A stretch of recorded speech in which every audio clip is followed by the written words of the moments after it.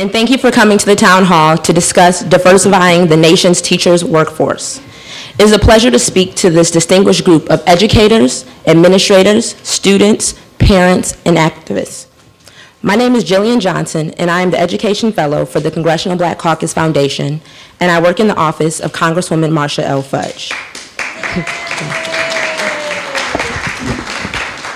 She's pretty awesome.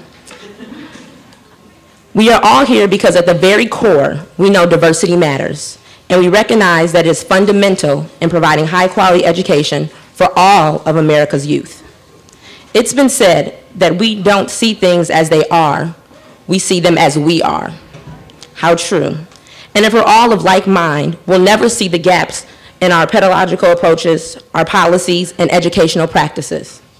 When we fail to incorporate diversity into the teaching workforce, we fail our students.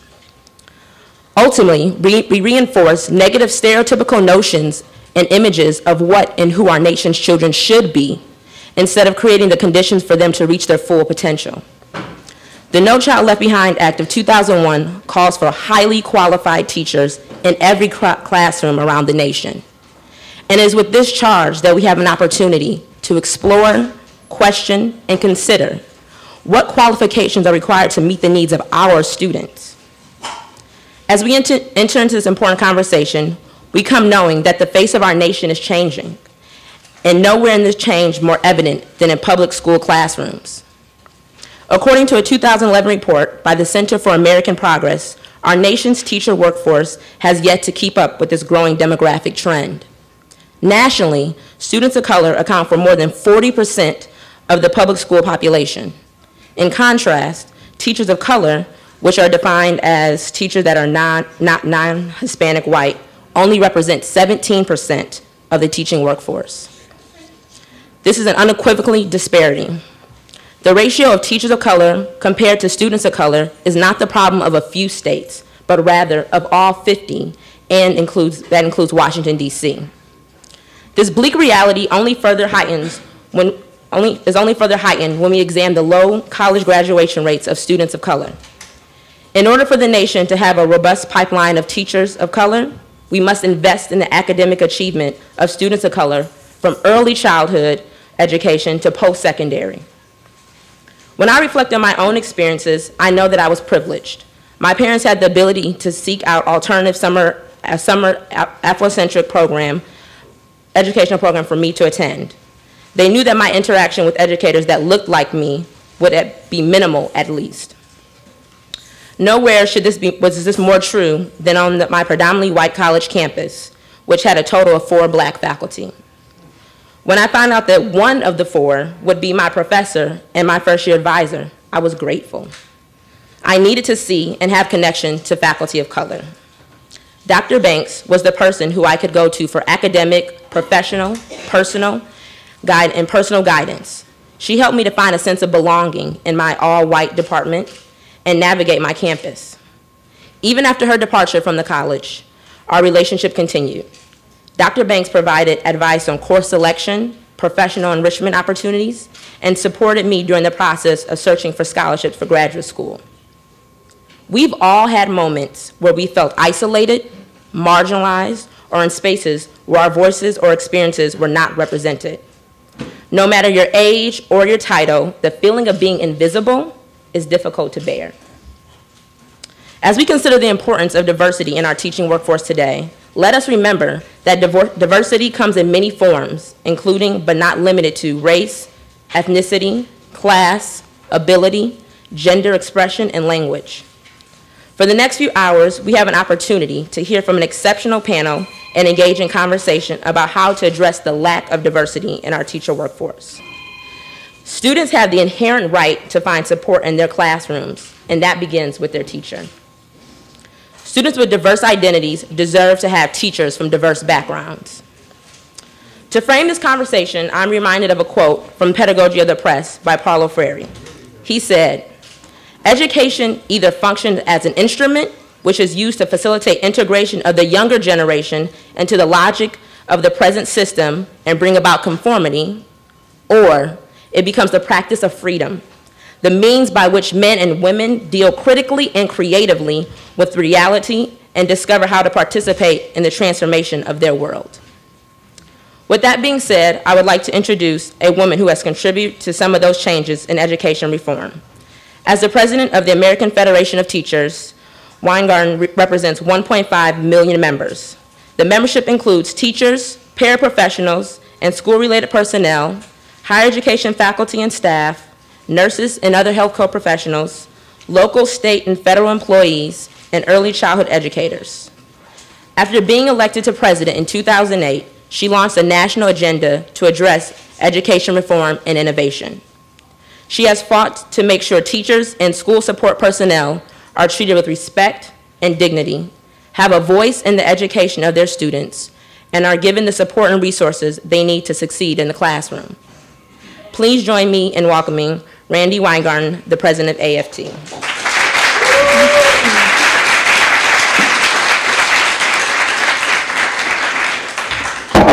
Okay, I'm not, and Jillene is also taller than me.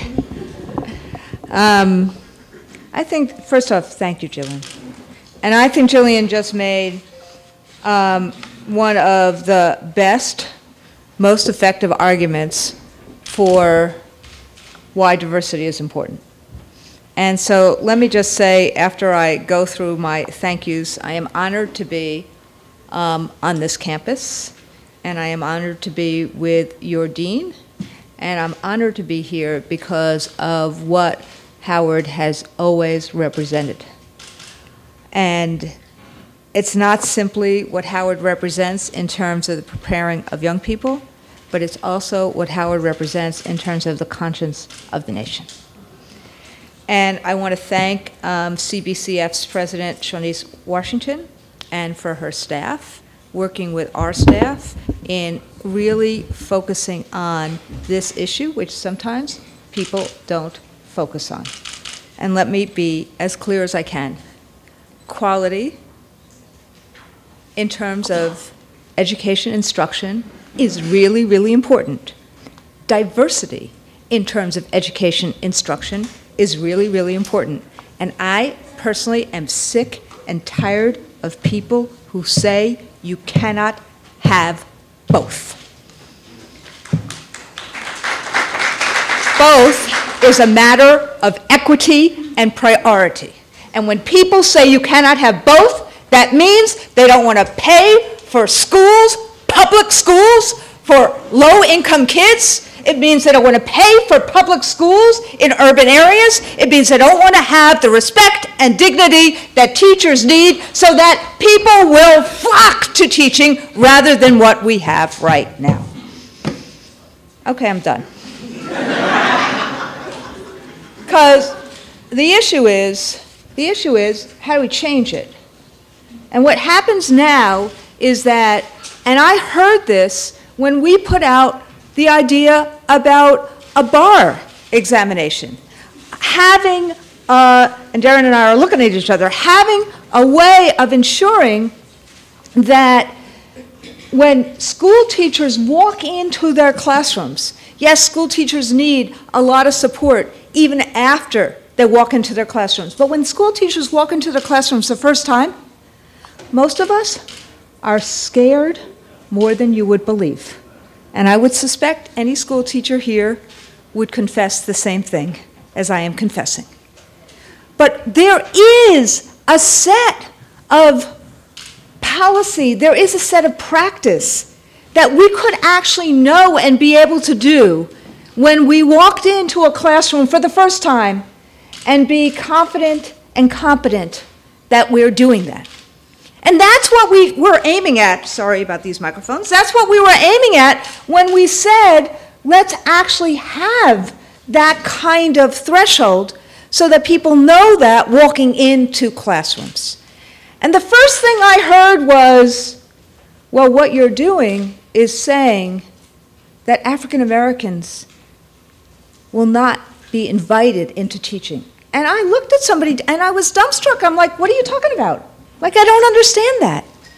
What are you saying when you say that if we have high standards, that's going to exclude people?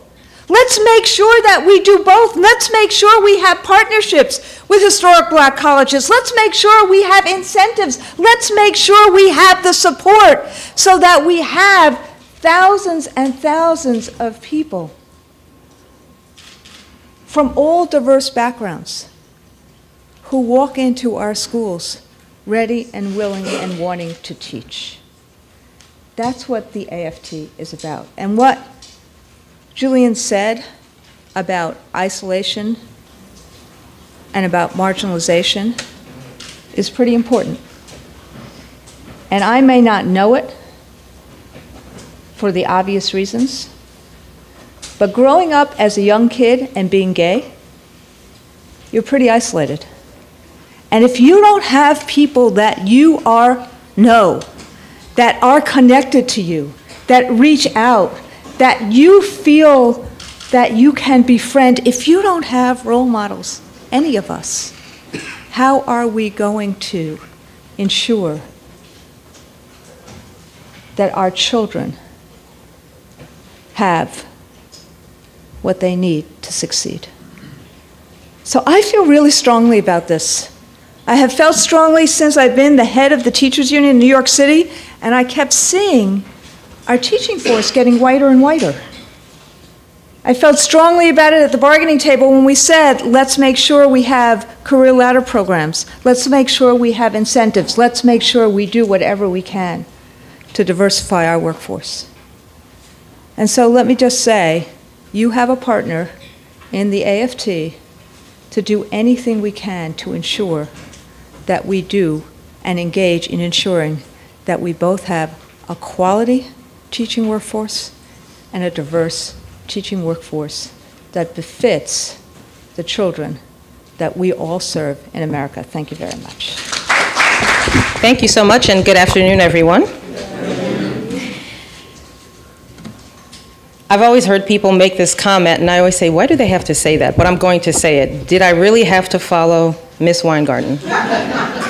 That, not only was it inspiring and 100% correct, I think it really helps to set the tone for the conversation that we're going to have today. So thank you very much, Ms. Weingarten, also Dean Fenwick, our panelists, and our live and virtual audience members. I do believe that we are having a live feed of this session going on also, so hopefully we're able to have a number of people also joining us online. Although Shawnice Washington, our president and CEO, is not able to be here with us today, she certainly sends her apologies.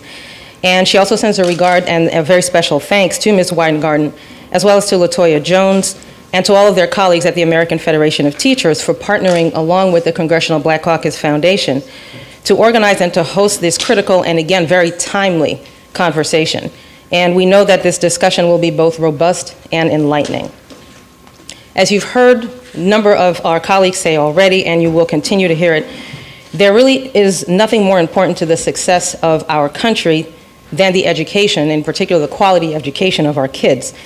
It is in fact a cornerstone not only of one's ability to have a sustainable livelihood, but also helps to secure the foundation for families for generations, also helps to build stronger communities, and it also ultimately helps to propel our nation forward. That is why it is so incredibly important for our country to focus all of the necessary efforts to ensure that our children can compete globally, that they are able to be properly trained from kindergarten to college or to vocational school, so that they can support themselves and contribute fully to our communities. Certainly this is no small task, and it requires that we all do our part to equip young people with the necessary foundational and analytical skills that they need to be successful. To do this, we must have a well-trained, diverse teacher workforce that understands the backgrounds of all the students that they serve. And of course, we have to recognize that it is certainly a two-way street, as it also requires the commitment of communities to support educators with the resources and the tools that they need to perform one of the most important jobs that there is, to educate our kids. As I'm sure you all know, public schools around the country are dissolving at an alarming rate. Underperforming schools are shutting their doors, and entire communities and millions of children are getting lost in the fray. The need is absolutely urgent. We cannot leave clusters of students behind for the sake of expediency to develop and implement educational reforms intended as a one-size-fits-all solution, all the while forsaking and pushing aside those students whose economic and social circumstances are in fact in direct contradiction to academic success. Failing education systems contribute to long-standing disparities, particularly in communities of color, and we can no longer afford to let any of our kids slip through the cracks. At the Congressional Black Caucus Foundation, we are committed to eliminating disparities along educational, economic, and health disparity lines in the African American community and in the Black diaspora overall. Indeed, when a person suffers from a lack of access to quality education, economic opportunities wind up being limited for a lifetime. CBCF demonstrates its commitment to education in a number of ways, as I hope many of you know, not the least of which is by preparing future leaders in public policy through our internships and fellowship programs, and we do believe that Ms. Jillene Johnson is an excellent example of that, and by supporting the academic goals of college and graduate students through much-needed scholarships. In addition to that, we also support research that helps us to understand more clearly what policy and program challenges are needed to bolster academic opportunities and performance for all children. And we are very, very delighted that Dr. Ivory Toldson, who's actually coming right now, who is a senior research and policy analyst at the foundation, as well as an associate professor of education, or rather of counseling psychology, I should say, at Howard School of Education, is among our panelists together today and also was an important organizer of this event. So we thank you for that, Ivory.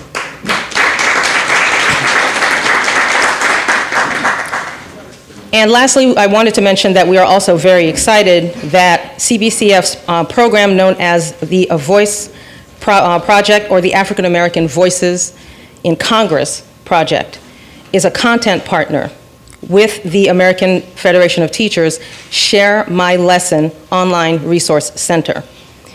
A Voice is the only virtual library dedicated to preserving the political and legislative contributions of African Americans, both in the U.S. House of Representatives and in the Senate. Since its launch in 2006, A Voice has received more than 14 million hits from academics, scholars, and students looking to view its 8 exhibits, which range from criminal justice to voting rights to the women of the Congressional Black Caucus. And yes, indeed, there is also a fascinating and excellent exhibit on education policy. We are working to pair each of these exhibits with a lesson plan so that the site can also be a go-to resource for educators. It is a natural fit then, of course, that we partner with AFT's Share My Lesson, which is a place where educators can actually come together and create and share the very best teaching resources. Please check us out at avoiceonline.org and at sharemylesson.com.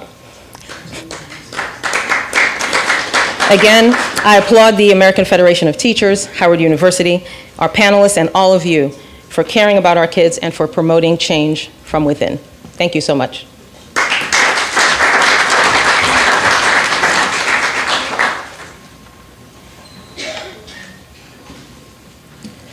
Dr. Fenwick currently serves as the Dean and Professor of Educational Policy and Leadership here at Howard University School of Education. With more than 25 years of experience in higher education, public policy, philanthropy, and urban PK through 12 schools, she brings a wealth of knowledge and insight to the education discussion. As a scholar administrator, Dr. Fenwick held successive appointments as a visiting scholar in education and visiting fellow at Harvard University. Additionally, she was a program officer at the Southern Education Foundation, where she successfully managed the implementation of an $11 million minority teacher pipeline project in 7 southeastern states supported by the Wallace Funds. I think we should give a round of applause for that. Dr. Fenwick has devoted her career to improving the educational opportunities and outcomes for African Americans and other underserved students in all sectors of education. It is with great pleasure and enthusiasm that I invite our Town Hall moderator to the podium.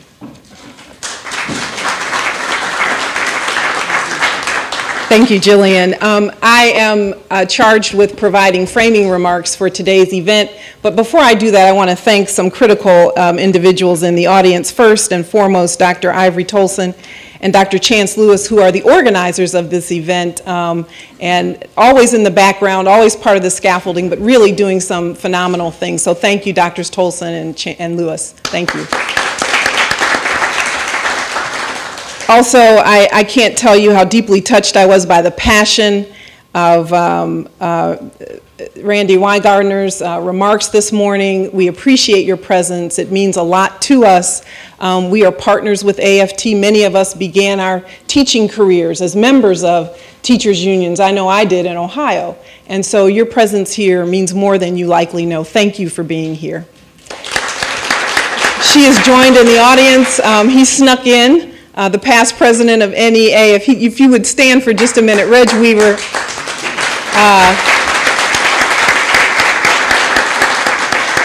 To have these two pillars of unionization and teacher professionalism in the same room with us is indeed an honor and a delight for us. And of course, we must thank and acknowledge, and I'm going to ask him to stand as well, David Johns, the newly appointed Executive Director of the White House Initiative on Educational Excellence for African Americans. Indeed, Howard is known for collecting and sustaining brain trusts, and with these individuals in the room, we're honored. We're honored. So again, good afternoon and welcome. It's fitting, I believe, that we are convened here today at Howard University to discuss diversifying the nation's teacher workforce. Notably, this conversation has its very roots in resistance to the Brown decision, which was crafted by the jurisprudential giants Charles Hamilton Houston and Thurgood Marshall as early as January 1955. In his report on the Department of Teacher Information and Security, Thurgood Marshall, who was doing his tenure at the NAACP's Legal Defense Fund, warned that black teachers would lose their jobs through racist displacement as the nation's schools integrated. And he stated in that report, the elimination of black educators must be stopped, not only for the welfare of the educators themselves, but also because the continued loss of professional positions will discourage black students from aspiring to become teachers and other professionals. Marshall's observation was prescient. 38 years later, we all know that the Carnegie Forum on Education and the Economy, in responding to the lack of diversity in the nation's teaching force, stated, "The nation can ill afford a future in which its school children exclusively see white authority figures in their classrooms and schools." Yet today, public school students are taught and learn in deeply racially isolated settings and are more likely than ever to spend 13 years of public schooling without having a teacher of color as a model of intellectual authority in their classrooms. We know, regrettably, that this is the most populous generation of African American children who have never been taught by an African American teacher or attended schools led by an African American principal. 73% of inner city teachers are white, and 68% of inner city principals are white. This is troubling for the reasons that Julian stated earlier, and also because the research is clear that academic and social benefits accrue to African American and Hispanic Latino children when they're in high diversity staff schools. They are less likely to be expelled, more likely to graduate high school in 4 years, less likely to be misplaced in special education, and more likely to be tested for gifted education. Diversity, as Randi stated, matters. Diversity and quality go hand in hand. Poverty status, we know, further confounds students' access to qualified teachers. In schools where 50% or more of the children are on free or reduced lunch, they are 70% more likely to not have a teacher who holds certification in the subject they're teaching or a college major or minor, teaching them 4 subject areas: math, science, social studies, and English. How are urban school students, particularly poor African American and Hispanic Latino children, to reach proficiency when they are saddled with uncredentialed teachers, and teachers who've been prepared in 5-week programs? The nation cannot raise performance standards for students via high-stakes tests and simultaneously lower the bar for teachers who teach those students. We especially see the harmful effects of high-stakes tests in districts serving African Americans. 82% of African American students are in states where standardized tests are used to make decisions about grade promotion, retention, and high school graduation, compared to 60% of white students. As the nation diversifies its teaching force, it must continue to rely on, as Randi mentioned, historically black colleges and universities and Hispanic serving institutions. Though HBCUs comprise less than 4% of the nation's colleges and universities, we still, almost 2 decades into a new millennium, prepare 50% of the nation's African American teachers. And one HSI, one Hispanic serving institution, the University of Texas, El Paso, prepares the nation's largest number actually, of Hispanic Latino teachers, more than all other colleges and universities combined. You should know that the Howard University School of Education faculty is deeply engaged in research and policy advocacy and outreach to make a difference on the teacher pipeline through these programs. Our annual Capitol Hill Policy Forum, done in collaboration with the Congressional Black Caucus Foundation, which since 2008 has brought together nearly 300 educators and legislators in the Russell Senate building to craft recommendations for federal education and social policy that affects black children, poor children, and other marginalized groups of children. Our Ready to Teach program, a $2.1 million grant from the U.S. Department of Education, through which the School of Education has partnered with 5 urban school districts to recruit and prepare African American males as teachers. Already this program, which is led by Dr. Marilyn Irving, who's sitting in the back of the room here, has produced 4 Teachers of the Year and 2 nominees for the Presidential Award for Excellence in Math and Science Teaching. 780 applicants for 80 slots.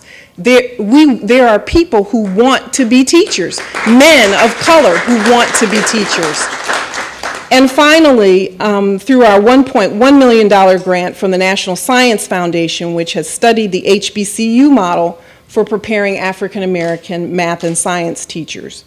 Also, in an effort to respond to the nation's need for a more diverse teaching force, in April 2012, the Howard University Board of Trustees approved a newly developed bachelor's degree program in elementary ed. While the program is anchored in the School of Education, this innovative program pushes teacher education outside of the school to engage a multidisciplinary approach in our other 12 schools and colleges. The program's goal is to educate a new generation of elementary school teachers who are highly proficient in math and science and deeply rooted in a human development framework and literacy strategies.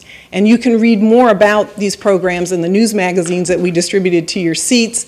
And also, I would be remiss as a dean if I didn't bring your attention to the Journal of Negro Education. Its special issue not only on testing and assessment, but also its issue on preparing teachers to teach black students and preparing black students to become teachers. Each of these is available out front at a 50% discount for $20. Dr. Toldson made me say that. But I do hope that you look at that. That's our seminal research organ, and features the scholarship of some scholars and academics that you may not have heard from who are deeply devoted to this equity conversation. We know what works to create and sustain a pipeline of caring and competent PK-12 teachers, and yet too often those who have done the work of making a difference in these communities are not sought after by policymakers and funders as those policymakers and funders go about their work of crafting legislation and funding priorities.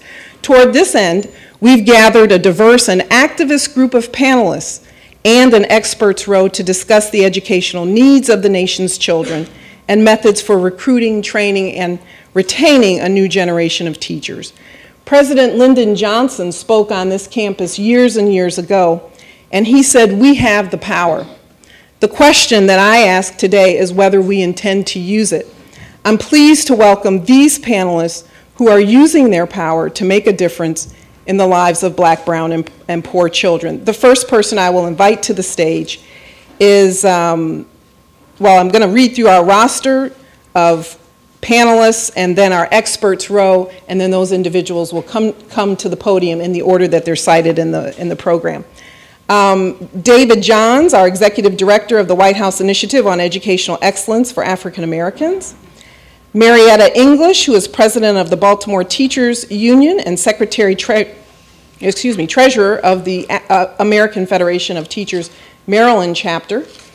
Dr. Chance Lewis, who is the Belk Distinguished Professor of Urban Education and Director of the Urban Education Collaborative at the University of North Carolina, Charlotte. Dr. Ivory Toldson, Associate Professor of Counseling Psychology in the Howard University School of Education and Senior Research and Analyst at the Congressional Black Caucus Foundation and Editor-in-Chief of the Journal of Negro Education. And Amy Wilkins, Senior Civil Rights Fellow at the College Board. Can we give those panelists a round of applause? Thank you for being here. I'm going to ask these individuals to stand as their name is called. They comprise our experts row, and they'll be weighing in with commentary on our panelists' remarks.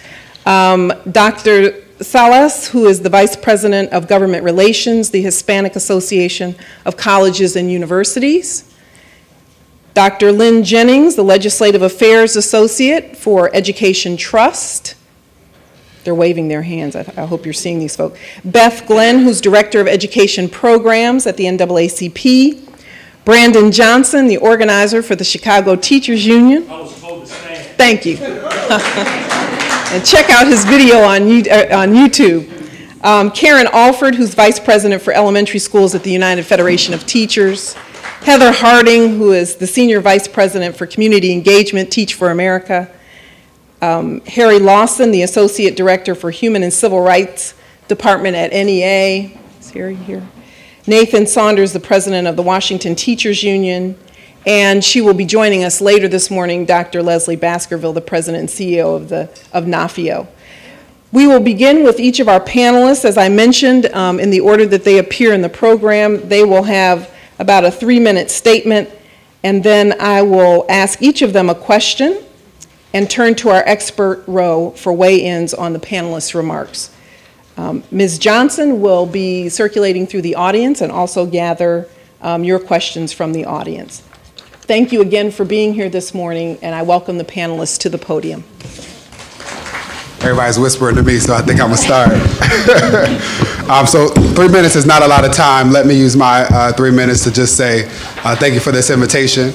It's good to be home again. I say home because while I graduated from Columbia University in the city of New York, I spent a semester here doing a domestic exchange. I was the staff writer of the year for the Hilltop, if that matters to anybody.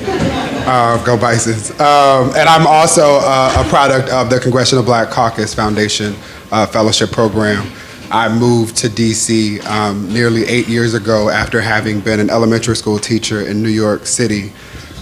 Looking for understanding and wanting to know that government could be used to solve some of the problems that have existed for a lot longer than I have been alive. And through that experience and now having had the opportunity to teach both the babies and the adults, I also teach at American University. One of my students is in the audience, former students is in the audience. And having learned the process of crafting policy at the knee of some of our greatest legislatures, including Congressman Rangel, Ted Kennedy, and Senator Harkin, I now have the responsibility and the obligation to ensure that we're much more intentional as an administration, as a federal government, about addressing and communicating the ways in which we have addressed, quite frankly, the needs of low-income and minority students. With regard to teachers, let me just say a couple of things just to share that included in the President's recent budget proposal. There was a call for an investment of $5 billion in what has been called the RESPECT Project. So in 2012, the Department of Education worked with several organizations, including the AFT, CCSSO, Council of Great City Schools, American Association of School Administrators, and National School Board Association, and others, to develop a framework for how it was that the department could play a role in elevating the teaching profession. The 7 principles included in there and are in that work are supporting the culture of shared responsibility and leadership, recruiting top talent and preparing them for success, continuous growth and professional development, effective teachers and principals or leaders therein, professional career continuums with competitive compensation. I'll pause there because I like to remind people that I took a pay cut from teaching to become a CBCF fellow. Conditions for successful teaching and learning and engaged communities. There are also other investments, including a 25% set aside of some $600 to $17 million to expand high quality teacher prep, school leadership grants, there's Teacher Innovation Fund, Presidential Teaching Fellows. And the last thing I'll just say is that it's really heartening to be here as a man who has been an educator. When I taught in New York City, I was one of 3 black men in the school building who was not working security or cleaning or cooking. And one of my colleagues taught art and the other one taught PE. And out of 56 students in kindergarten, there was not a single black boy. On 110th and Broadway, where I would often say that I could walk outside and trip over 4 of them. And it was challenging for me as an educator who was very conscious of the ways in which I am often the black man in non-black spaces, to see how adept young people were at understanding and making sense of what they saw and what they heard. So quite frankly, what I'm talking about is the experience of seeing young girls of color play house and imagine their lives as grown women, but not be able to see themselves reflected in the face of a black boy. Or having students who heard via television or from their caretakers particular perceptions, and this is where Ivory's research comes in, about black men, and have to reconcile that on my body, which showed up every single day just to love and support them in the process of figuring out the world. And recently, Secretary Duncan had a conversation about the need to increase minority professionals in the space, in particular minority males, because combined black and Latino men represent less than 3.5% of our nation's workforce, and it's even less when you think about elementary or earlier grades. And while I retweeted the article on Twitter, Mr. David Johns is a hashtag, there was a teacher named Nick who said that he rejected the premise of the conversation, which was striking to me because I didn't understand that there was anything to object. This man was simply stating that there is benefit to and a need to recruit more minority men, that there's a role that they play. And Nick and I had an interesting back and forth, but ultimately what I acknowledge is that sometimes talking about the need to increase diversity and to make sure that our environments are inclusive, people feel threatened because we're really talking about having to acknowledge and name the systems that have made it such that most of our kids are taught by white women, quite frankly.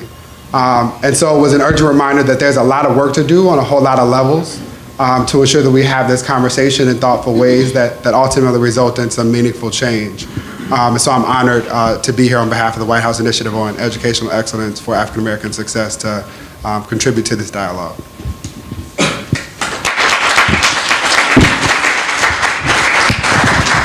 Thank you. I agree 3 minutes is not quite enough, but we'll do the best I can. Good afternoon. My name is Marietta English, President of the Baltimore Teachers Union, AFT Maryland, and President-elect of the National Alliance of Black School Educators, the largest organization that represents African American educators in the United States, and I also serve as an AFT Vice President.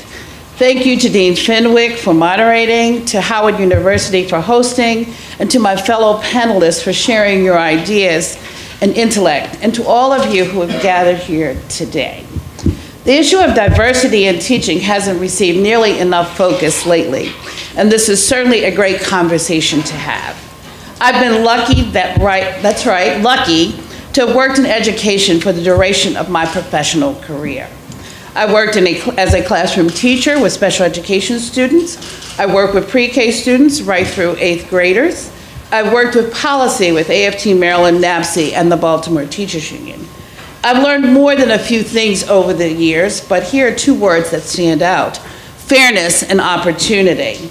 Without fair and equal opportunity, the road to success for students and teachers alike is indeed quite challenging. And what do I mean by fair and equal opportunity? I mean safe and modern facilities in which students have opportunities to learn and teachers can teach. I mean classes without over 30 or 40 students per teacher. Academic and non-academic support for students. Readily accessible curriculum, resources, and professional development opportunities, and time for teachers to collaborate and learn from one another, especially in light of the new challenges and opportunities presented by Common Core state standards. I mean educators who can relate to and identify with their students no matter the zip code. Add in funding cuts, school closing, and teacher layoffs, and many external organizations weighing in, wanting a say in education, and the number of children that are in our classroom today that have that are not native born, we have a pretty volatile mix of elements in today's educational world. With that said, I'm happy that we are focusing today on diversity in teaching. It is an area where I believe we can make a positive impact outside of the bureaucratic world of state and federal government. It is an area that we have not focused on for many years. I look around and I see young adults in this room and on this campus as I walked up that long hill to this building today, I see many of the bright minds on this earth. And I see the next generation of doctors, lawyers, writers, and yes, teachers. So much of the progress that we can make in this area starts with our young people. We need them to help shape the next generation. We need them to teach, and we need them to teach. Thank you.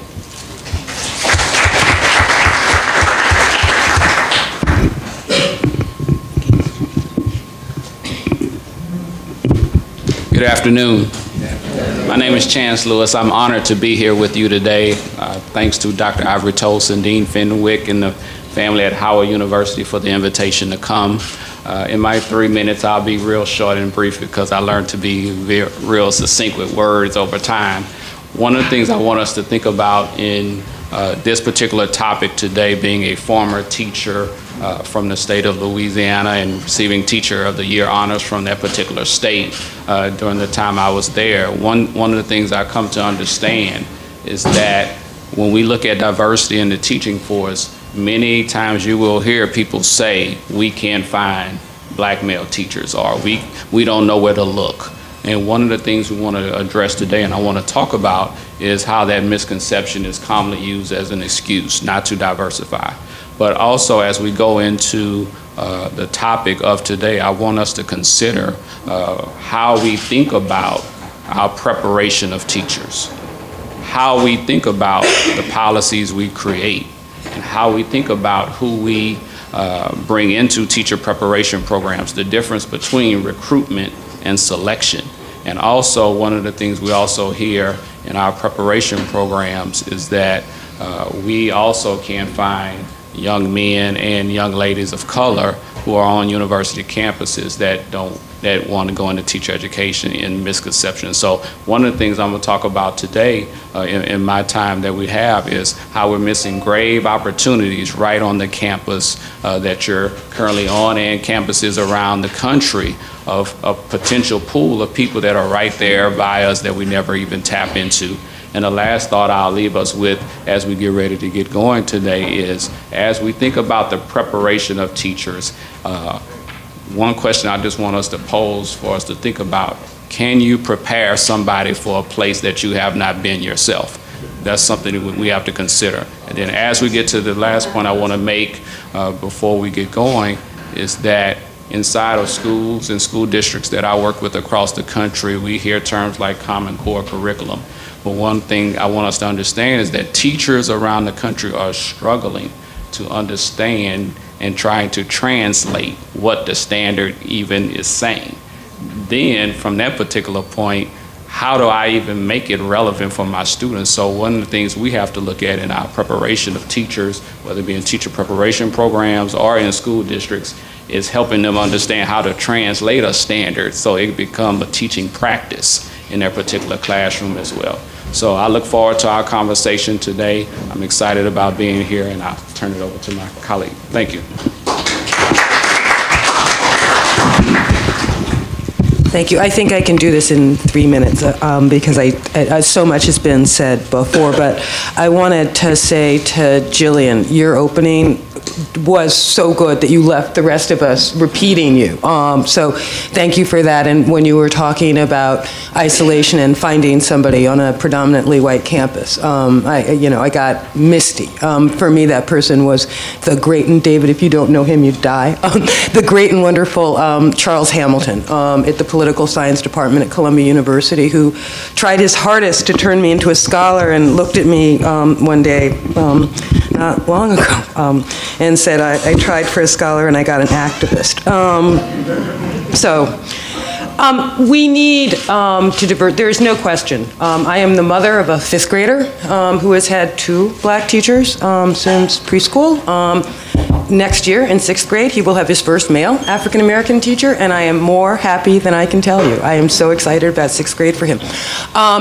And as his mother, I want more African-American teachers, especially male teachers, in his life. That said, thinking about him when he reaches adulthood, which he will do too soon for me, I want him to have lots of options, right? I want more African-American doctors. I want more African-American engineers. I want a world of options for our young men that include teaching, which means we have to dramatically strengthen the pre-K through college pipeline for all of our boys so that teaching is one of many options that they face when they come out. That said, if we are going to get more African-American male teachers, we have to make teaching, and everybody on this panel and everybody in this room knows this, have to make teaching more attractive. Teaching has to be able to compete with the other professions if we want our young, talented men to come into this profession rather than deciding they want to be an engineer or, a lawyer. My remarks are a little disconnected. The other thing I want to be clear about is while I am so pleased that my son, Tyler, will next year have an African-American male teacher, what I think is just as important is we need to diversify the teaching force for these little white children. They need to see African-Americans as active intellectual players. And so we can't just do this for ourselves. We are doing this for the larger community. But the other thing I want to say, and I want to be real clear about this, about these next two things, because y'all clap for me twice. I think you may not clap for me these next 2 things I say.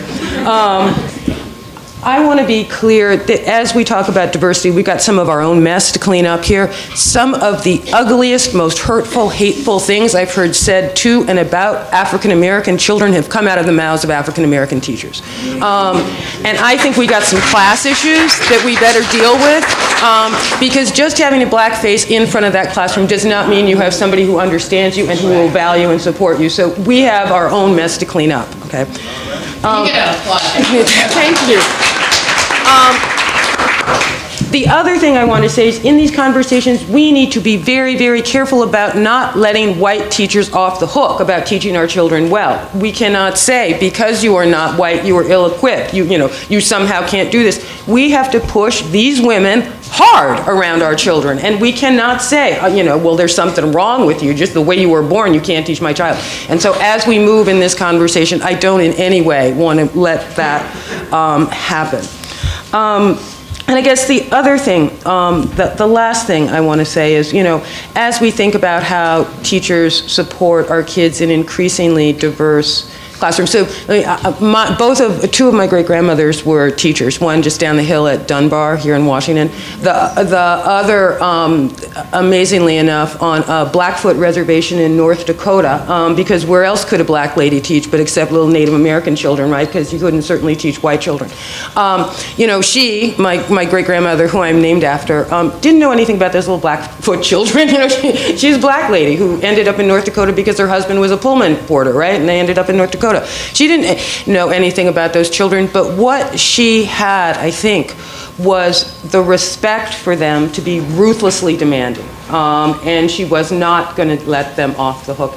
And when I think about what all kids need from their teachers, they need teachers who have the respect for them to be ruthlessly demanding and ruthlessly supportive. So as we move through this conversation, I think we need to kind of it needs to be a nuanced conversation about what our kids need. And I will shut up and let Ivory talk.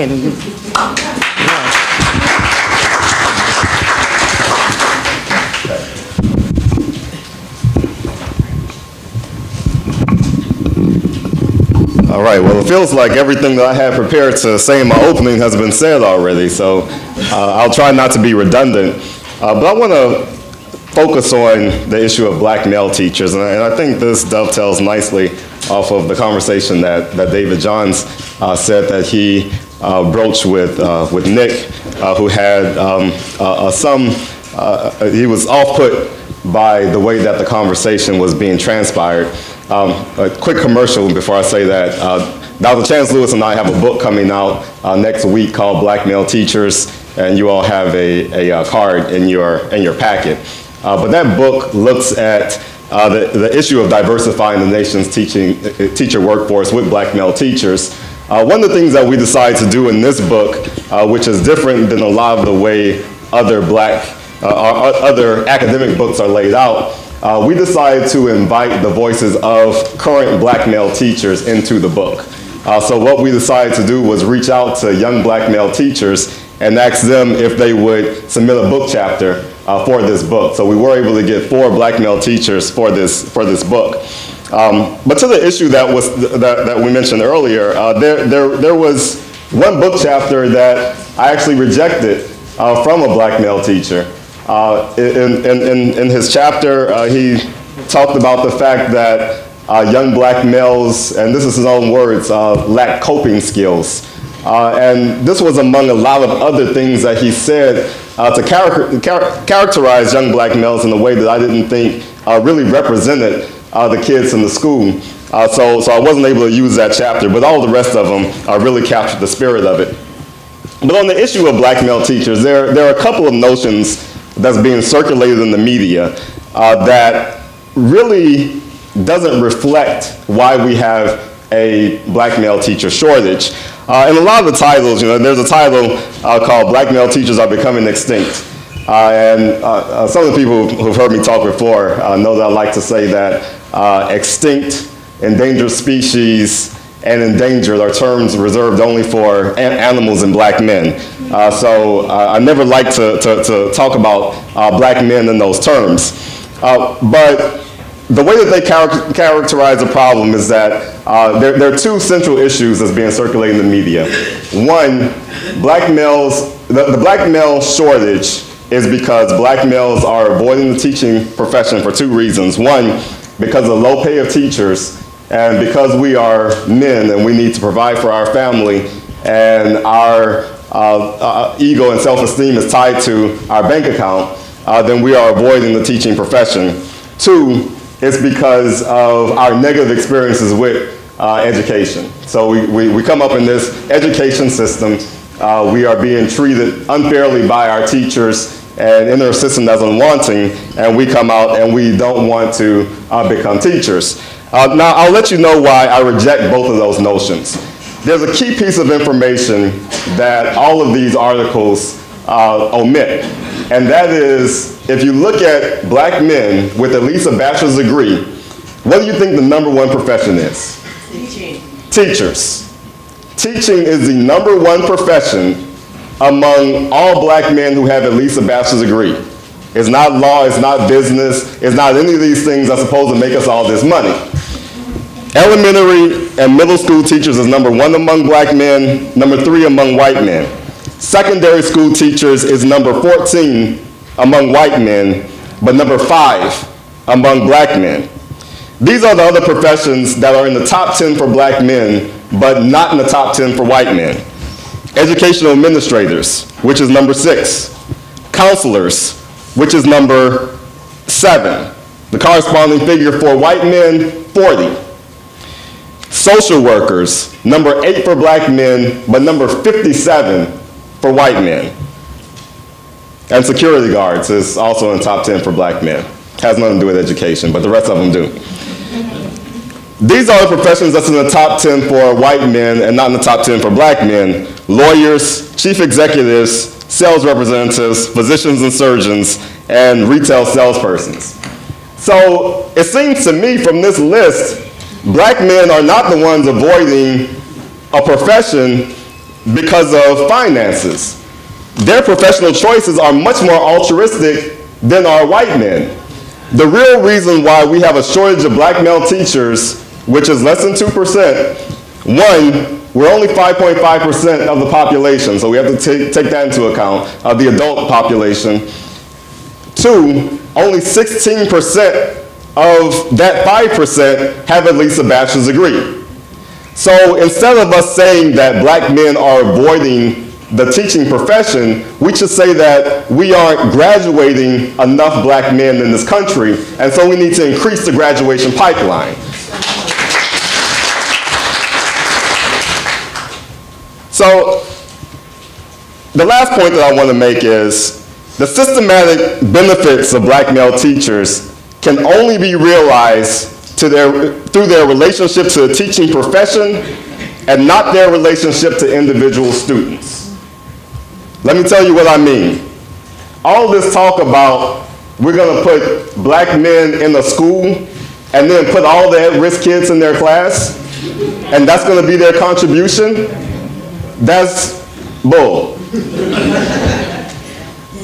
The reason why we need to diversify the teaching force is because it will benefit the profession at large. Beyond their incidental interactions with individual students, black male teachers should not just be mentors to students, they need to be mentors to teachers. Teachers outside of their race. They need to be the voice that is helping people to understand the nature of the black community and black families because of all the misinformation and stereotyping that's going on. They also need to contribute meaningfully to in-service trainings, to looking at in-service training agreements, proposals, curriculum development. So if we're not using black male teachers in that way, then we're doing a disservice to our profession. So I'm going to conclude it there because most of the other points that I was going to make have already been made. But I look forward to the dialogue with the rest of the panel and with you out there. Thank you. Thank you.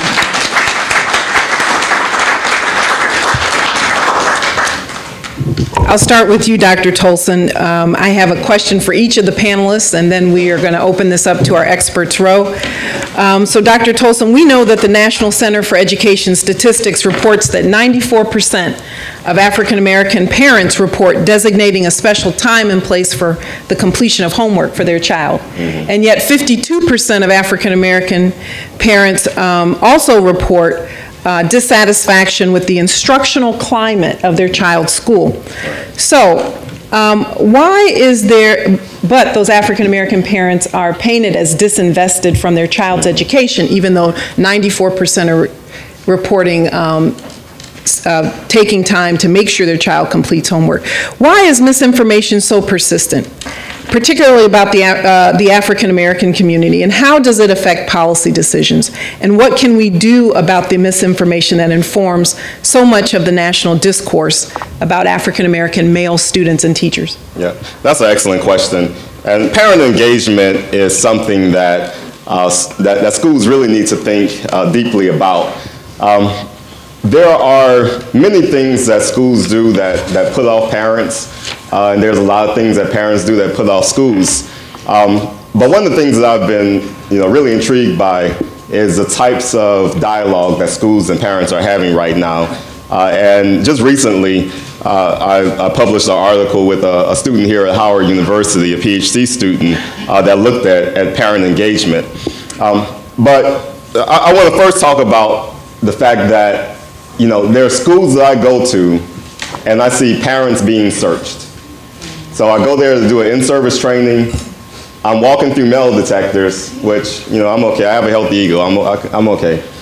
But I'll see parents walking in behind me. I saw a woman who looked about the same age as me, and I could only assume she was a parent, having to open up her purse before she entered the school. And then I asked the school about that, and they tried to justify searching parents coming into the school. I don't know how you establish a healthy relationship with parents if you're putting them through that. So that's just basic. When schools talk about the parents that are good and the parents that are bad, sometimes they use demographic characteristics that do more to stigmatize and stereotype their parents than it does for them to really develop a healthy relationship with those parents. For instance, a lot of them think they know what it means to be a single parent.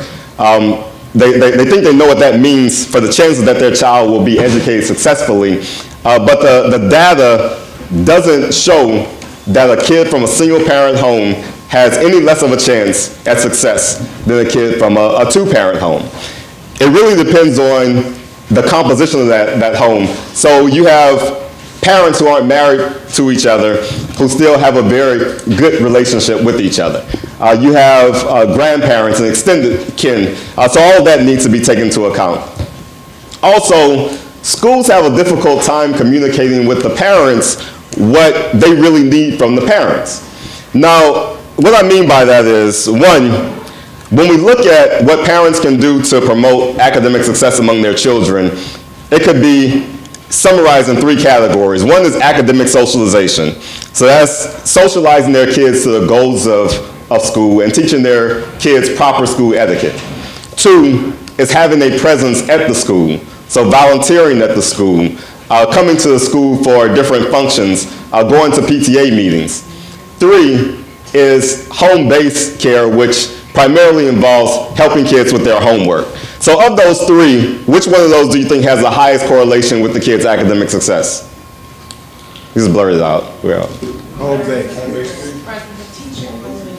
Okay, most people think home-based, even at the school, but it's actually academic socialization. So academic socialization had the highest correlation with their child's academic success. Now, this is a drawback to us thinking that it's home-based, helping your kids with your homework.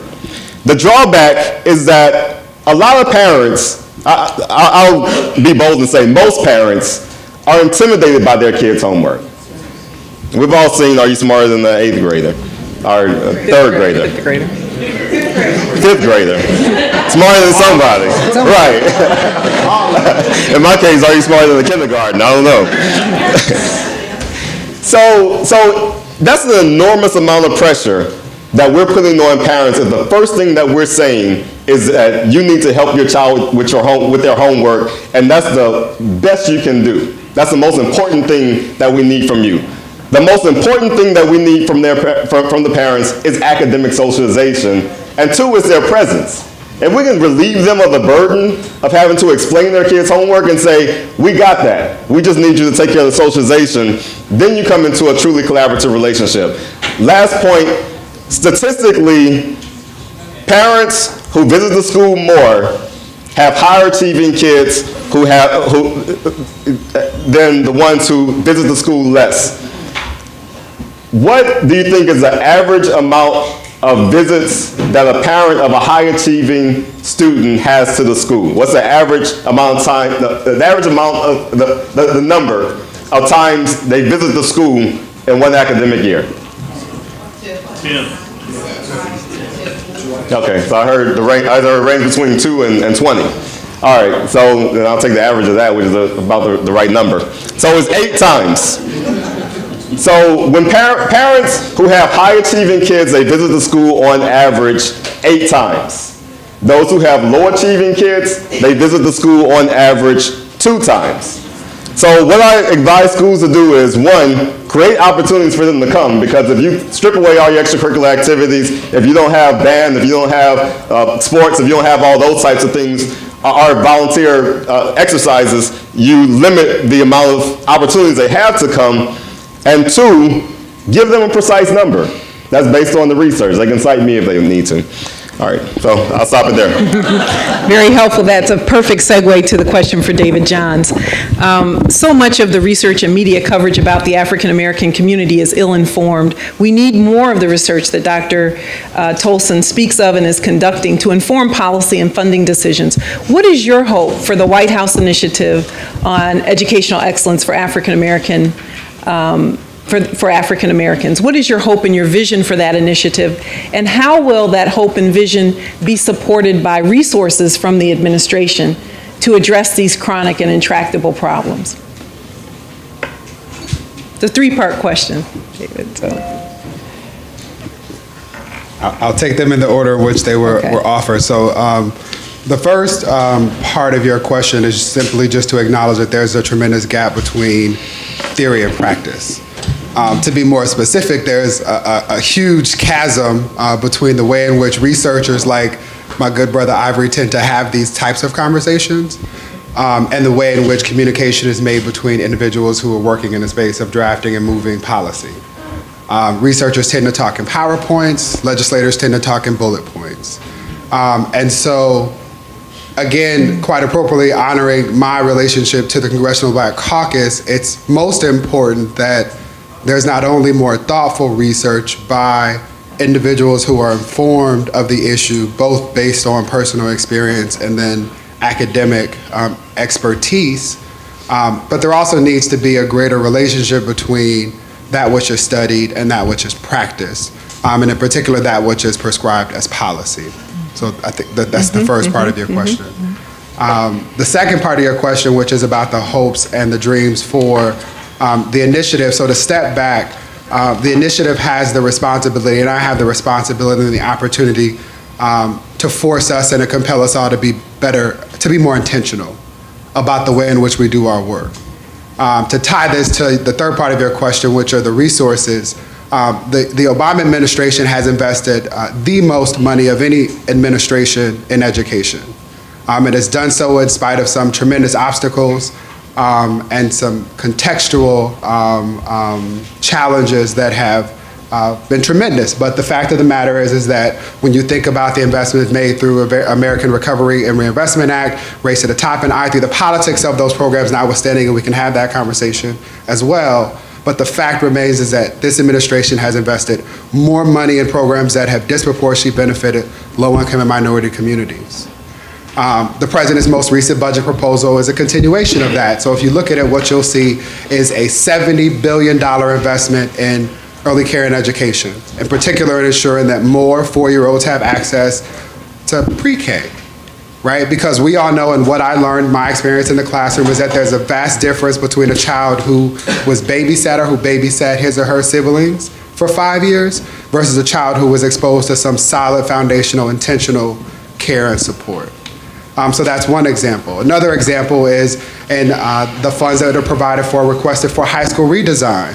One of the big things that comes up in Ivy's work as well is the lack of engagement that many African American and low-income minority students feel in high school. The curriculum is just not relevant. It's not connected to college, it's not connected to the real world. So here are funds that are going to double down on funds that have already been invested through other programs like Investing in Innovation to compel high schools to do what they need to do to ensure that kids graduate with college credit and real-world experience. Things that we know that are already working.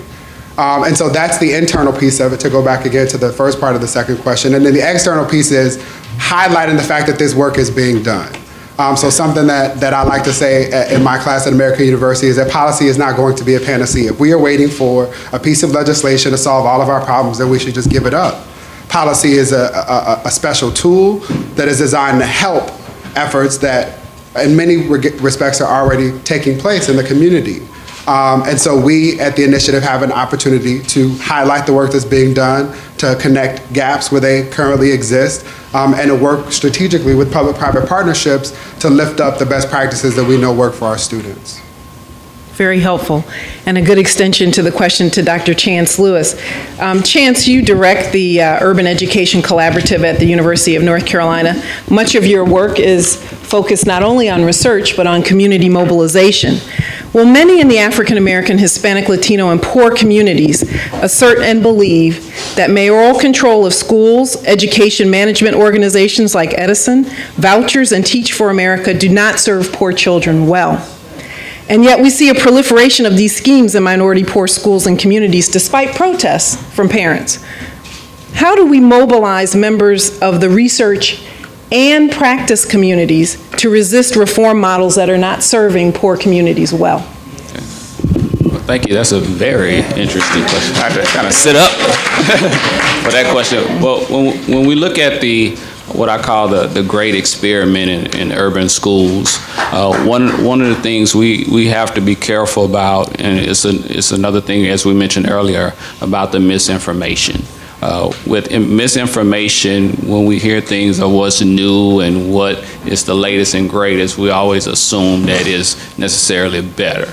Okay, but that is not the case. So what we have to do as far as in the work that I do with communities of color is to really provide information to them in a way that is understandable for them and consumable for them of what is working in those particular schools. So if we take, because the big argument and the elephant in the room is the charter movement versus the traditional school movement, and we'll just go ahead and address it. So when we look at this, one of the things I do want us to understand, no matter what type of approach in a particular school, one of the things we have to understand in these particular communities for our kids is that how are these teachers being prepared inside of these schools, and then the grading systems, and I'm gonna come to that in a minute, but if we just take the first point of how are they prepared, when we look at this inside of a traditional teacher preparation program or any other model of that particular program, one of the things that is not happening is proper preparation.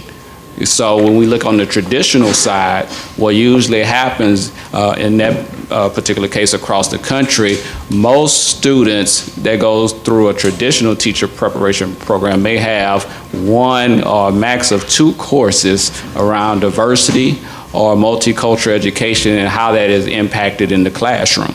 So given that, then when we talk about then these particular students who have never had, in many cases, an interaction with the community of color are then placed into a particular community of color to teach a student, then they are in shock and awe. And then what happens in a traditional side, usually what happens in that particular case is that they are not put in their field experiences in that particular setting until maybe the final semester of their particular program.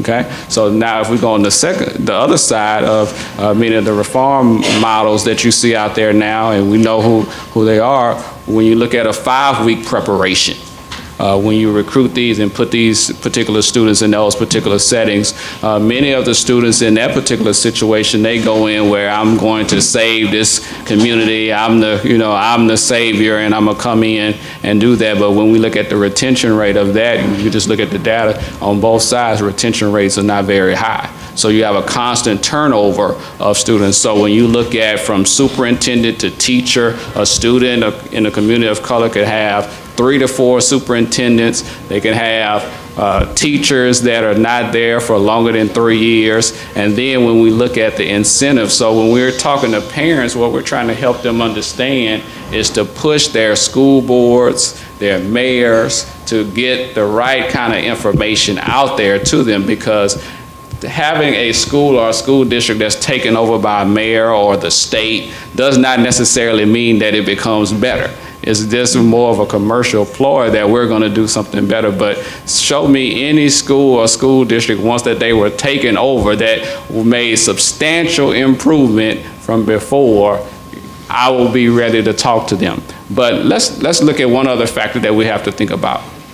When we talk about moving teachers into a space for communities of color, what's the incentive if it's not a total passion for them as well? So let's just think about this. One would assume that in a public school district where teachers are paid on a salary schedule, as they call it, everybody would make the same based on years of experience and their educational attainment. That is what is sold to us, okay? But let's look at this, and you can look at the report that Dr. Toldson and I did challenging the status quo. So in school districts, okay, with teacher salaries with the highest and lowest African American and Latino populations, particularly at the high school, there is great salary disparities that are not reported. So if I want to go into a community of color and teach in a particular situation, just like in New York City public schools, the salary differential for me working in a community of color versus an all-white community is an $8,000 difference under the disguise of a teacher salary schedule. And you can look on page 27, you can look for yourself. Okay, but when we look at this, so when we talk about reform movements, mayor control, your other models that are out there, your Teach for Americas, your Edisons, all of those that are out there, are the traditional programs. One of the things I try to do from my role at the university with the Urban Education Collaborative is to inform all of these particular stakeholders that what is seen as the latest and greatest fad is not necessarily better, because what happens to a particular kid in this great experiment in urban schools is not beneficial for a teacher to fly in for 2 years, no matter how they're prepared, and then mainly trying to figure out discipline for 80% of the time that they're in the classroom, with little focus on instruction to actually move a kid forward. So as we look at this and you see examples across the country, one of the things we have to think about is really having a conscious effort to inform our particular communities of how to get teachers in the classroom and push our school boards, push our mayors of actually recruiting teachers in the room that can actually understand how to teach. Because in education we have terms like pedagogy, culturally relevant pedagogy, Common Core standards, but if we go right outside of this room and ask any educator in most schools, none of them can actually tell you what they are. They could tell you what the word is, but they can't tell you how to do it. So if I go and say, how do I teach in a culturally relevant way, 99% of the teachers I ask it every time when I go to a school across the country, they say, I don't know. And that's what we have to look at doing. So we can't go with the fads and move it forward. We have to inform our communities in the right way to make it happen. Chance, I want to link something you said to a remark made by Amy about ruthlessly demanding teachers that characterized her grandmother and her mother's school, maybe even her school as well. And so I'm going to ask Amy and Ivory to respond to this. Even if we have ruthlessly demanding teachers in classrooms, Ivory, are students getting access to the coursework they need to go on to college? I'm going to ask, that question is to you, Ivory, and then I'm going to turn to Amy. Yeah, I'll just respond by referring you to the PREPS article that we did in Challenge Status Quo. All of you all have a copy. PREP stands for Public Reciprocity in Educating for Post-Secondary Success. And the reality is that, no, not every student, even students who are assigned to go to the public school, are not getting the types of courses they need to get into the most competitive public universities. Thank you. And so in that regard, Amy, so when we talk about education, equity, and equal educational opportunity, there are really three equals that dominate this conversation. Equal access to all benefits and services for our children, equal treatment within schools in terms of quality of social interaction, and equal educational outcomes that Chance speaks to for all racial and ethnic subgroups and genders identified within the school population. What is the College Board doing through their Young Men of Color initiative to address those three equals? Well, I think what the College Board is beginning to do is look, I think, more carefully than we have in the past at our data and what it tells us about how young people in general, but my particular concern, young people of color, are progressing through school and their access to rigorous curriculum. And what we know, I'll just give you a couple things. African Americans are less likely than any other group to take AP classes that they've qualified for. You know, you can look at kids' scores leading up to the time they're in 11th or 12th grade, and only 30% of our kids who have the predicted ability to do really well in an AP class are taking them. And I think we have to begin to uncover what that's about. I think too many of our kids are in schools that don't offer AP, and I think too many of our counselors are steering our kids away from AP. So only 30%. So that is a problem. I think the bigger problem that worries me to death is when you look at the kids whose prior test scores suggest that they could do well in AP classes. It's a very, very small percentage of our kids. For example, if you look at AP Math, only I believe it's 8% of African American kids, based on their previous scores, are expected to do well in AP Math. Only 4% of African American kids are expected to do well in AP Science. That is a huge problem we have, and it is about all of the things that didn't happen in all those years leading up to 11th or 12th grade. Our kids spend too much time cutting and pasting and making posters and poster boards, and not enough time reading complex text, having to struggle with complex text, and writing, you know, substantial pieces of writing. I mean, I go into too many schools and you see what the African American kids are assigned to write, and they're writing paragraphs, you know, in 10th grade when they should be writing substantial papers in 10th grade.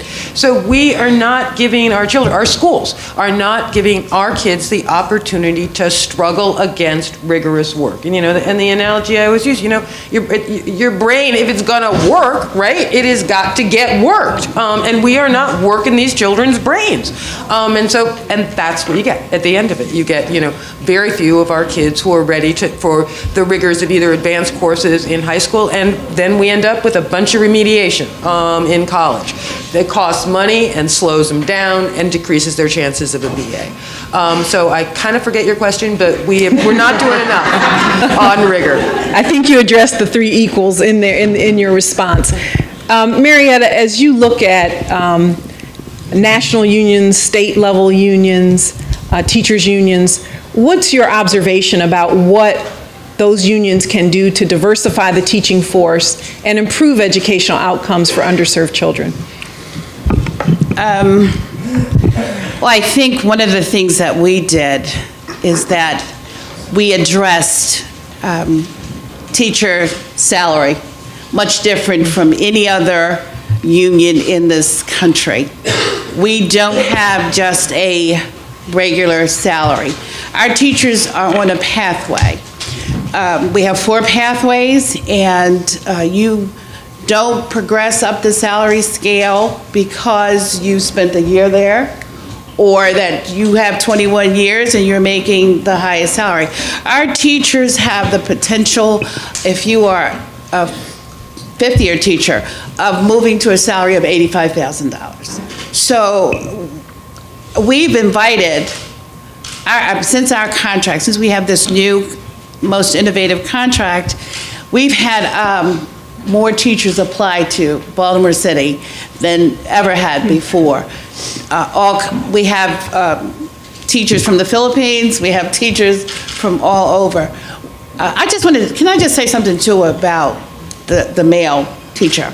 Because I have a son who is a male teacher, who is a graduate of an HBCU, who's taught 10 years, excellent, and all of his friends who are college degrees, also male teachers. So it's not that there's an extinct of male teachers, but they are there, and they have this, because I asked him, I said, I'm going to talk about diversity. What do you hope to do as a male teacher? And it's inspire and be a role model for those students that he teaches.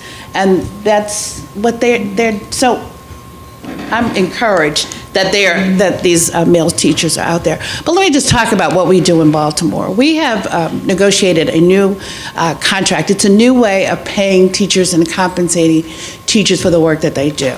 You have to produce, your students have to produce, and you have to produce in order to receive an increase in pay. It's pay for performance, and you must perform that way. You don't have to wait 21 years to get to the top of the scale. You can petition to what we call a peer review committee, which is made up of teachers or your peers, and they determine whether or not you move along the pathway. So it's a different way of paying teachers. It's a different way of attracting teachers to this profession, because it's not pay as usual. It's not, you've got to move forward. It can't be the same way as it's been in the past. I know teachers would, and my own children who are both teachers, would say, we do all this work and we have to wait until we're 21 years to reach the top of the salary scale. Or, you know, heaven forbid, I'm making the same, I'm doing all this work and this teacher over here has 21 years, isn't doing anything, and yet they're getting paid the highest salary. So I think as teachers unions, we've got to look beyond just salary, benefits, and working conditions, and really talk about professional development for teachers and how do we provide opportunities for teachers to work together and collaborate so that they can learn from each other. Because I think one of the things that was helpful for me as a teacher was my ability to talk with my colleagues as to how do we work with, how do we get Johnny to achieve, how do I get him to proceed to the next level. And I think we have to negotiate contracts around those kinds of things and not just salary and working conditions. Thank you. Some controversial models there shared for teacher compensation. At this point, we want to engage some questions from the audience, and I also want to call on our experts row. The experts row is going to have to make their way to this microphone to my right, and I'm going to call on two individuals first to provide some commentary. I'd like Brandon Johnson, an organizer with the Chicago Teachers Union, if you would just give us some response to the panelists' remarks, to be followed by Heather Harding, the Senior Vice President for Community Engagement for Teach for America. Well, good afternoon. It's a privilege to be here, and for our sister from Baltimore in red, I appreciate that. That's a very popular color in Chicago. So there is a much larger elephant in the room, I believe, and that's this overall assault on public education. Let's just be clear. There is a move to privatize public education and take control away from parents and teachers. The private corporation movement in this country has exacerbated the loss of black teachers in this country. Since the mayor of Chicago has taken control of the public school system, the mayor of Chicago right now, Rahm Emanuel, has proposed an unprecedented amount of school closures, the largest proposal in the history of America. And what we've seen over the last 10 years, since we've had private corporate takeover, we have literally lost half of our black teachers in the last 10 years. Because what's happening is that these punitive measures that are being used by these so-called tests that are looking to measure the performance of a student have so much cultural racial bias to them that they do not predict a child's outcome. What we're finding in Chicago, which is fascinating, because I have a 5-year-old who is going into kindergarten next year, and there's all this conversation about rigor. And so my son, mostly because of his mother, my wife, will go into kindergarten reading, and he does pretty well in math already. And so I asked my son, I said, what do you think you're going to do for a living, because you can't live here forever? And he said, Dad, I narrowed it down to two things. Now this is my 5-year-old. He said, I either want to be a pilot or Spider-Man. Now, it brings me great joy that my son wants to fly across the city of Chicago webbing people. What's my point? We're pushing our children to be college and career ready, and my 5-year-old is determined to be a superhero. We are not pushing public education policy that has love and genuine care, that encourages play, so that our students can have a full, rich, broad development. And so I think that the ultimate part of this conversation is, let's be clear. These policies, we're very familiar with Arne Duncan in Chicago. These policies are coming directly from him. The mass closure of schools across this country have not only destabilized our black children, but it has caused tremendous stress of the economic base within these communities. You cannot say that you are in love with children and then beat up on the adults that care for them. So in Chicago, we are calling for a complete moratorium on school closures and school actions so that we can have a full investigation of the detrimental impact that this has on black students and black teachers. Thank you. Preach, brother. Thank you. Got one amen corner right over here. She make me feel so welcome. More than one. More than one. He's right. Thank you, Brandon. He's right. Thank you. I don't want to be after him. No, you don't. You really don't. I know Ms. Weingarten is gone, but I do want to say two things in relationship to what was discussed at the panel, and I think even in Ms. Weingarten's opening, people don't want to pay for this, right? And I think that's really important. And the investment has to come from both sides. I want to talk a little bit about recruiting African American, Latino, Asian, and Native peoples into the profession. And I think this problem of the pipeline, who you find on the college campuses and who you can move into the profession is an important one. At Teach for America, luckily, this is also something I think misinformation, is that we have actually held close to between 15 and 20% African American teachers in our corps over 20 years. And even with the growth and scale in the program, we have maintained that because we pay attention to having a presence on all college campuses and have increasingly, especially over the last 4 years, increased our presence on HBCUs. These are lessons learned. This is not cheap. You have to be there with the people. You have to shepherd the young people through. And just to draw from a personal experience, I know today that I would be a lawyer somewhere or a journalist if not for some recruitment efforts on behalf of Teach for America. And I think, you know, what we tell our young people, our kids, our nieces, our nephews, about what they should be thinking about as they go through their undergraduate experience is important. In the 80s, when I was growing up, I had 4, 5, 6, 7 African American teachers in a row. That was not lost on me. Only one of them encouraged me to consider education. And I know this is not sort of a widespread problem, but when I look around at the truly successful school-based scholars, we have to open it up for them. And that's coupled with working conditions and pay, but that is also about how we speak to our young people. The other thing that I was going to say has to do with just like this issue of preparation. As somebody who went through an alternative route program to enter teaching and then went on to be a teacher educator, I think preparation is extremely important. And when I look at our preparation, which is truncated in time, I see scholars' names in the preparations that are on that panel. So I think pretending that because we have alt routes in the country that we cannot address the issue of culturally relevant pedagogy is a false choice. We have to be able to do it. We have to pay for preparation. We also have to make sure that in-service transition is linked. So I can't go to my program that brought me to the field and then not have somebody shepherd me through those first years. If the first years are scary, we should be concerned about what kinds of professional development support that we're offering, in particular if those teachers are serving vulnerable populations. So I think all those things are truly connected, and I just appreciate the time to be here. Thank you, Heather. If I could ask Dr. Lynn Jennings, the Legislative Affairs Associate for Education Trust, and Beth Glenn, the Director of Education Programs at the NAACP, to come forward, along with Andrea Junta at the Office for Human and Civil Rights Department at NEA. Can you talk to us about the efforts of the NAACP and NEA around teacher diversification? First? Sure. First of all, I just wanted to thank the panelists and the organizers for the opportunity to be here and to uplift a point that Amy made earlier.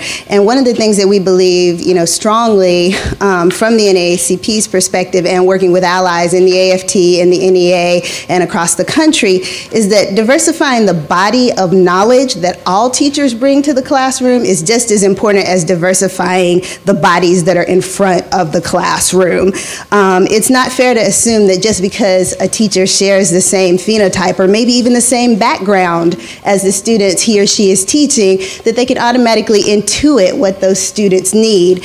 And I wanted to request and to challenge the panelists and the audience, those of you who are engaged in teacher education, to talk about robust models that you have seen of preparing all teachers to meet culturally diverse students' needs, because the goal that we feel really needs to be prominent is that giving all teachers a toolkit so varied that they can meet every child where he or she is and help them coach them over their learning challenges and help them figure out what they need. So teachers can be such excellent diagnosticians that they can figure out what the learning challenges are that their students are presenting and that they can change and vary their instruction accordingly. And it's about developing a toolkit, really, and a network that is so varied, and a toolkit that is of diverse skills and classroom practices, so that any teacher has a better shot at facilitating any child's learning needs. And that's really what we're looking at.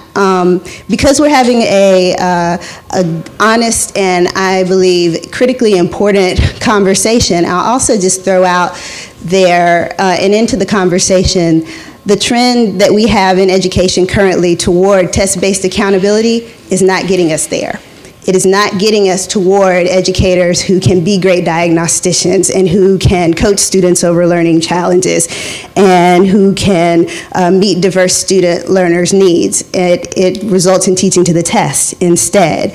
And we are seeing that frameworks like communities in schools, like the parent council system in Chicago that we've seen, are much more conducive to coming up with a set of diverse strategies that can really help all students learn. So, I'd be interested to talk in this conversation about where we see models of robust pre-service training, including clinical experiences that place educators in diverse settings and in settings with master educators who are already doing a good job teaching diverse learners, and then also in networks of teachers who have come together to share the practices that they've developed and the expertise that they have developed with one another. We're interested in places where that's happening across the country and promoting and supporting from a community-based organization's perspective opportunities for that to happen for more educators, because that's the only way that more educators are going to be equipped to help more students succeed. Thank you.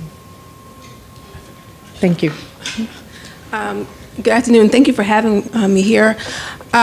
I can't remember the question, but I wanted to instead, because I know we have time, I think we want to hear from the audience also. I wanted to put a few things on the table, if you don't mind. Yeah, absolutely. Yeah, okay. So at Ed Trust, we have spent some time thinking a lot about teacher development, teacher quality, and I think there's something that Marietta English said, particularly about professional development and how important it is. We spent time today talking about the pipeline, and that's critically important, or critical, but also we have a lot of teachers in these schools right now. And so part of what we're thinking about is what do you do right now with the teachers that are there who are teaching our kids. So we know the research shows that what's really important, and Ivory kind of mentioned this, is not salary is always important, but equally, if not more important to teachers that's coming out of the research, is their leadership. Who are the principals in the school? Who is running that school? And then also staff cohesion. Who are they teaching with? And so we're looking at how do we have, how do you, I guess, ramp up and have more people talking the way that Ms. English was talking about in terms of making sure that teachers have a career ladder. Teaching is not the same as it was when, I always think about my family. I come from a family of teachers where you were supposed to be in the classroom for 30 years and that's what you did, and you basically did the same thing over and over again. We're looking for how do you have that kind of career ladder. And so I would love to hear from people here out in the audience or on the panel, more of those kind of practices. And I think that's probably even what Dave was talking about in terms of ramping up best practices.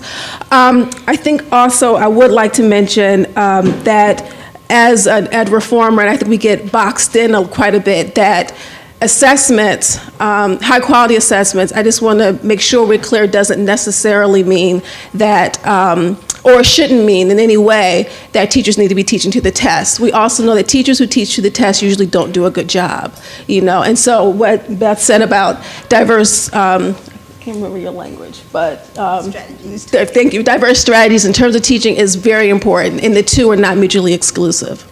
So, thank you. Good afternoon. Thank you for inviting the NEA here today. I'm sorry that Harry Lawson couldn't be here in his place. He is. Where are you?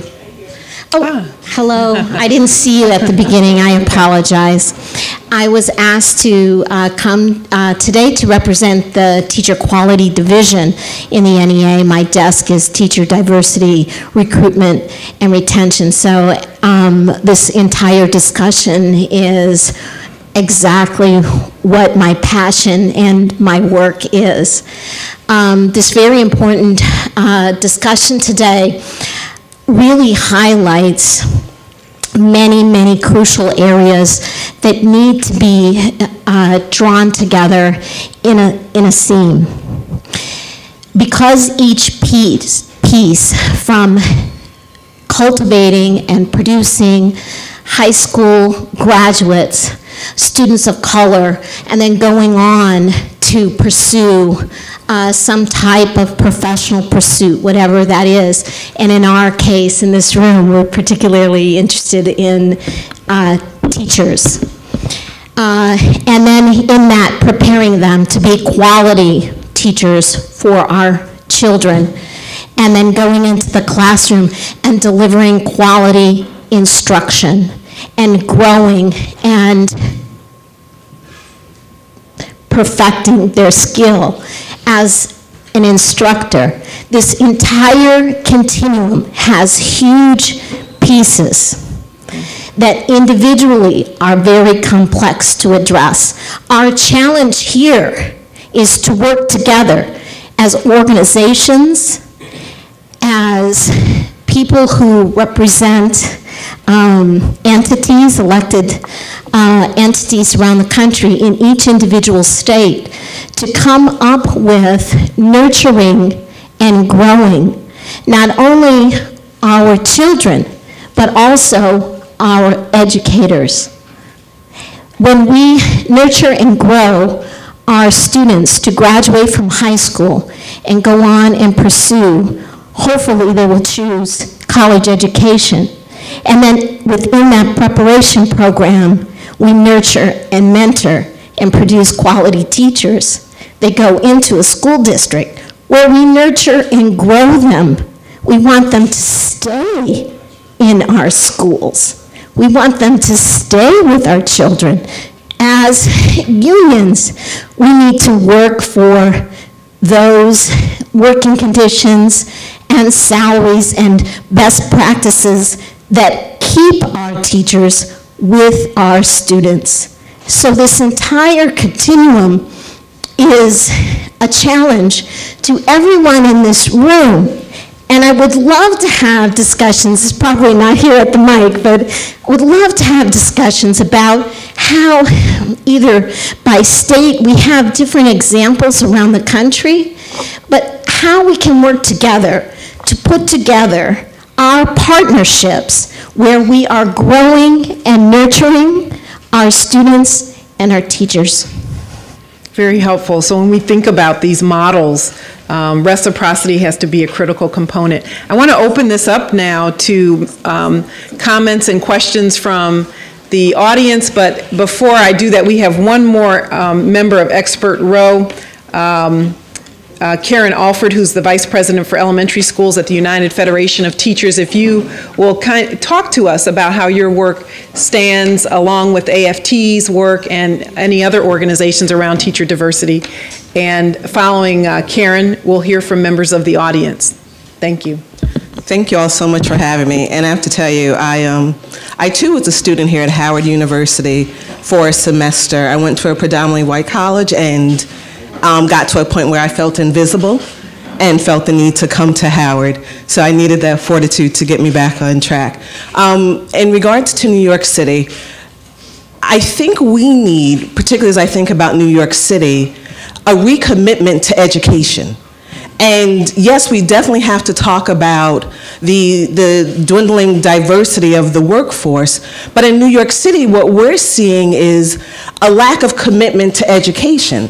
And under our mayoral control, we are seeing closing schools that are numbering 50 schools a year. And when you have 1.2 million school children and a little over 88,000 teachers, and what you're seeing is this lack of support, it makes it difficult to talk about the dwindling decline in terms of teacher workforce. And when you see that there are practices, particularly when you think about these closing schools, which are occurring in Black and brown communities, where that's where you tend to see most of the Black and brown teachers, and those schools are closing at very high numbers, and they're closing for many reasons. There's a lack of funding that we've seen, just lack of supports and resources. Those schools are receiving more special needs and L students, and we embrace all of our babies. However, the resources and the funding's not coming when the students with the most challenges are coming. We're seeing poor leadership at times in these schools, and we're seeing in New York City, it's an issue of real estate. And our chancellor and our mayor, they destabilize schools because they want those schools for other schools. And so it makes it difficult at times to talk about this dwindling diversity in the workforce. And there have been many recruitment efforts in New York. I don't want you to think that there haven't been. And we've had a mayor that has had third entities bring in New York City school teachers, but they're not teachers of color. And so while there have been recruitment efforts, they haven't done enough. We are very fortunate that we do have a career ladder plan, and we take our paraprofessionals who are teaching assistants and we grow them. We start from the bottom and we pay for courses, and these folks are able to become certified and to become teachers in the classrooms. Because what we've seen is that the recruitment efforts being done by our DOE aren't sufficient enough. And so luckily we have that type of program. We have a SVA program, Success Via Apprenticeship, where we're encouraging more teachers to join the CTE workforce as teachers, because we know we want students to be college and career ready. We're fortunate enough that we're, to have AFT as our umbrella, and we are growing our community schools movement. And that is helping to engage parents and communities where they have a say in what their communities look like, what the teaching force looks like. So we are trying to grow this movement in those manners. But again, it's important for recruitment to be there, but there has to be also an intense focus on retention. It's not good enough just to get teachers in for 2 to 3 years, as the panel has said. It's about maintaining these bodies, making them feel like it's purposeful enough that they can have a good life to be able to stay in the system. So like I said, we are just very fortunate. We will keep pressing in New York to make sure that our workforce is certainly more diversified than it is right now. Thank you. Thank you very much for those comments. And now for members of the audience that have comments and questions, if we can, yes, please. Thank you, thank you. Dr. Salas is from the Hispanic Association of Colleges and Universities. Thank you. And I wrote, my background is an educational sociologist. I've taught for years and trained teachers, but I have comments from two perspectives, because we're now working and trying to improve the quality, but also the capacity, which is dollar bills, into our colleges.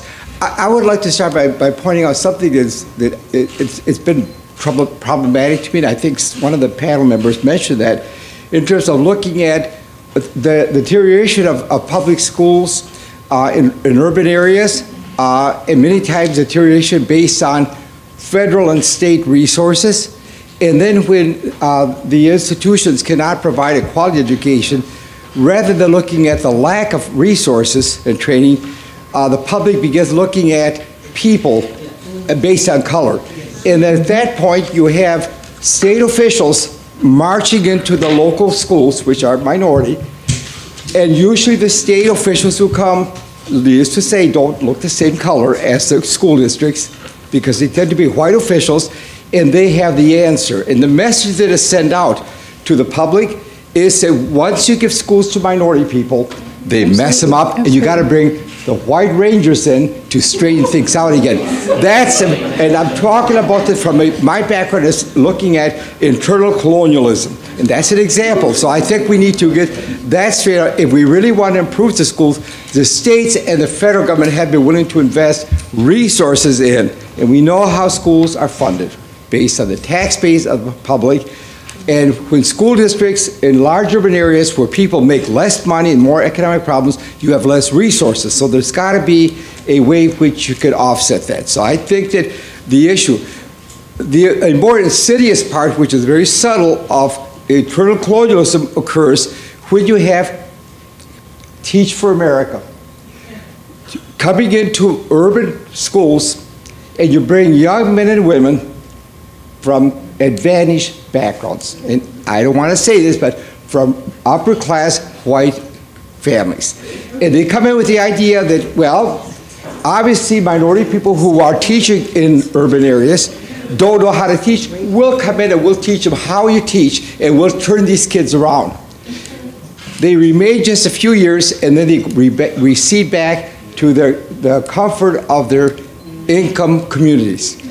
That is a message that is sent out to the parents that you've got minority teachers unable to teach. So now we're going to bring in some young people of a different color are going to come in and turn the school around and teach the minority teachers how to teach.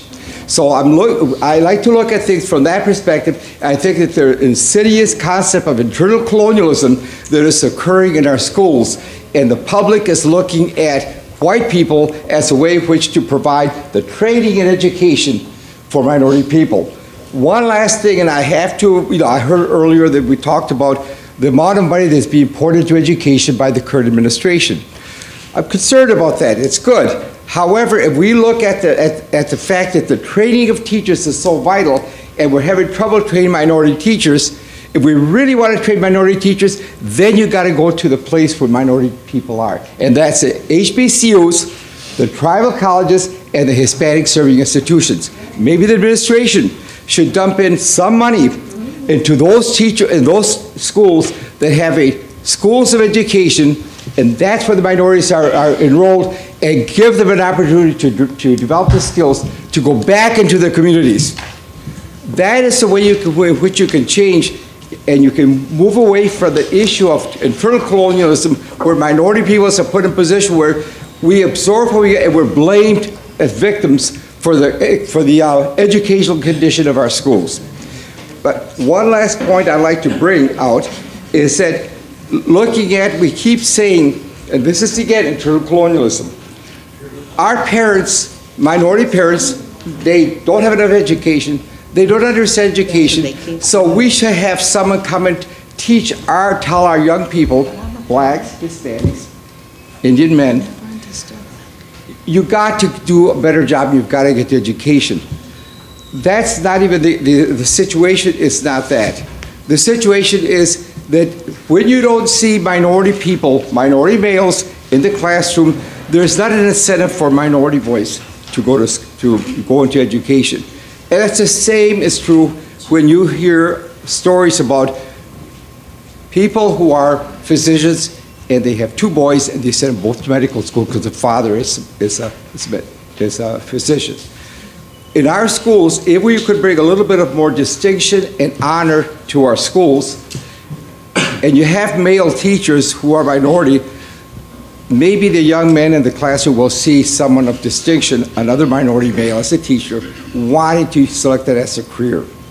The other part I looked at is that when we look at parents, true, minority parents many times don't have as much education as those white families from affluent communities.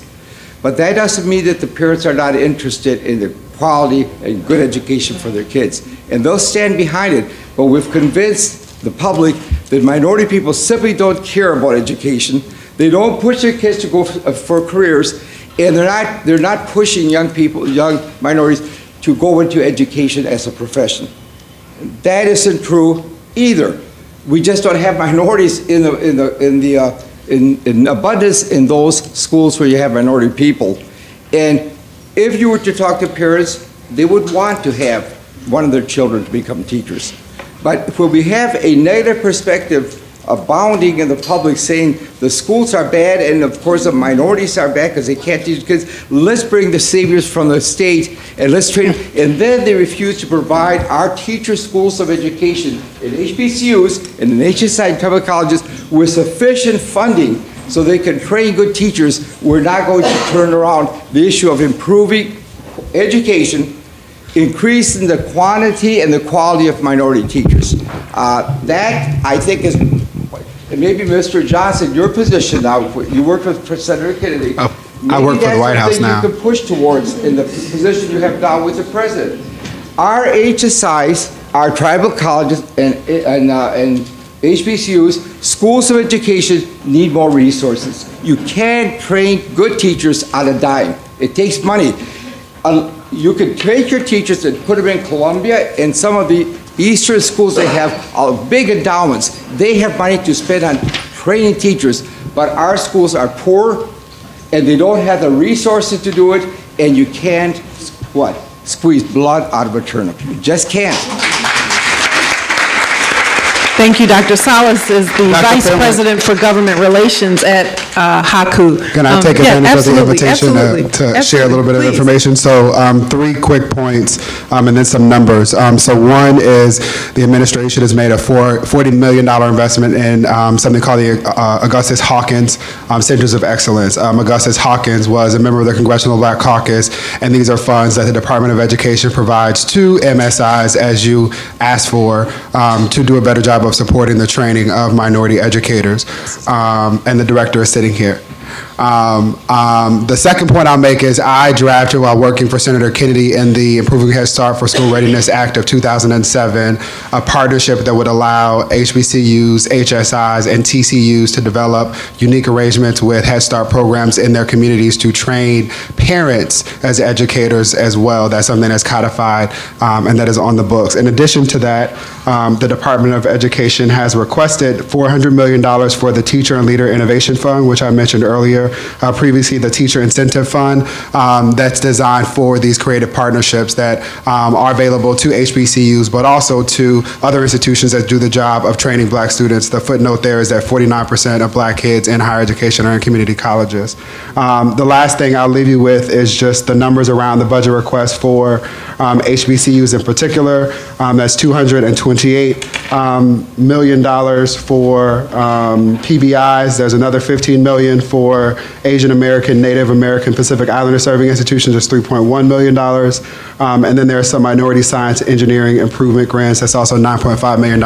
So all of this just to respond, quite frankly, by saying the administration has heard the request, understands the request, and is doing what they can to make investments in those critical areas. Thank you, David. If the audience members would direct their question to one of our panelists or experts row. Good afternoon, everyone. My name is Anna Maria Thomas. I am a 39-year veteran teacher, just newly retired from the New York public school system. I hear everyone speaking about teachers not able to reach that 30 year.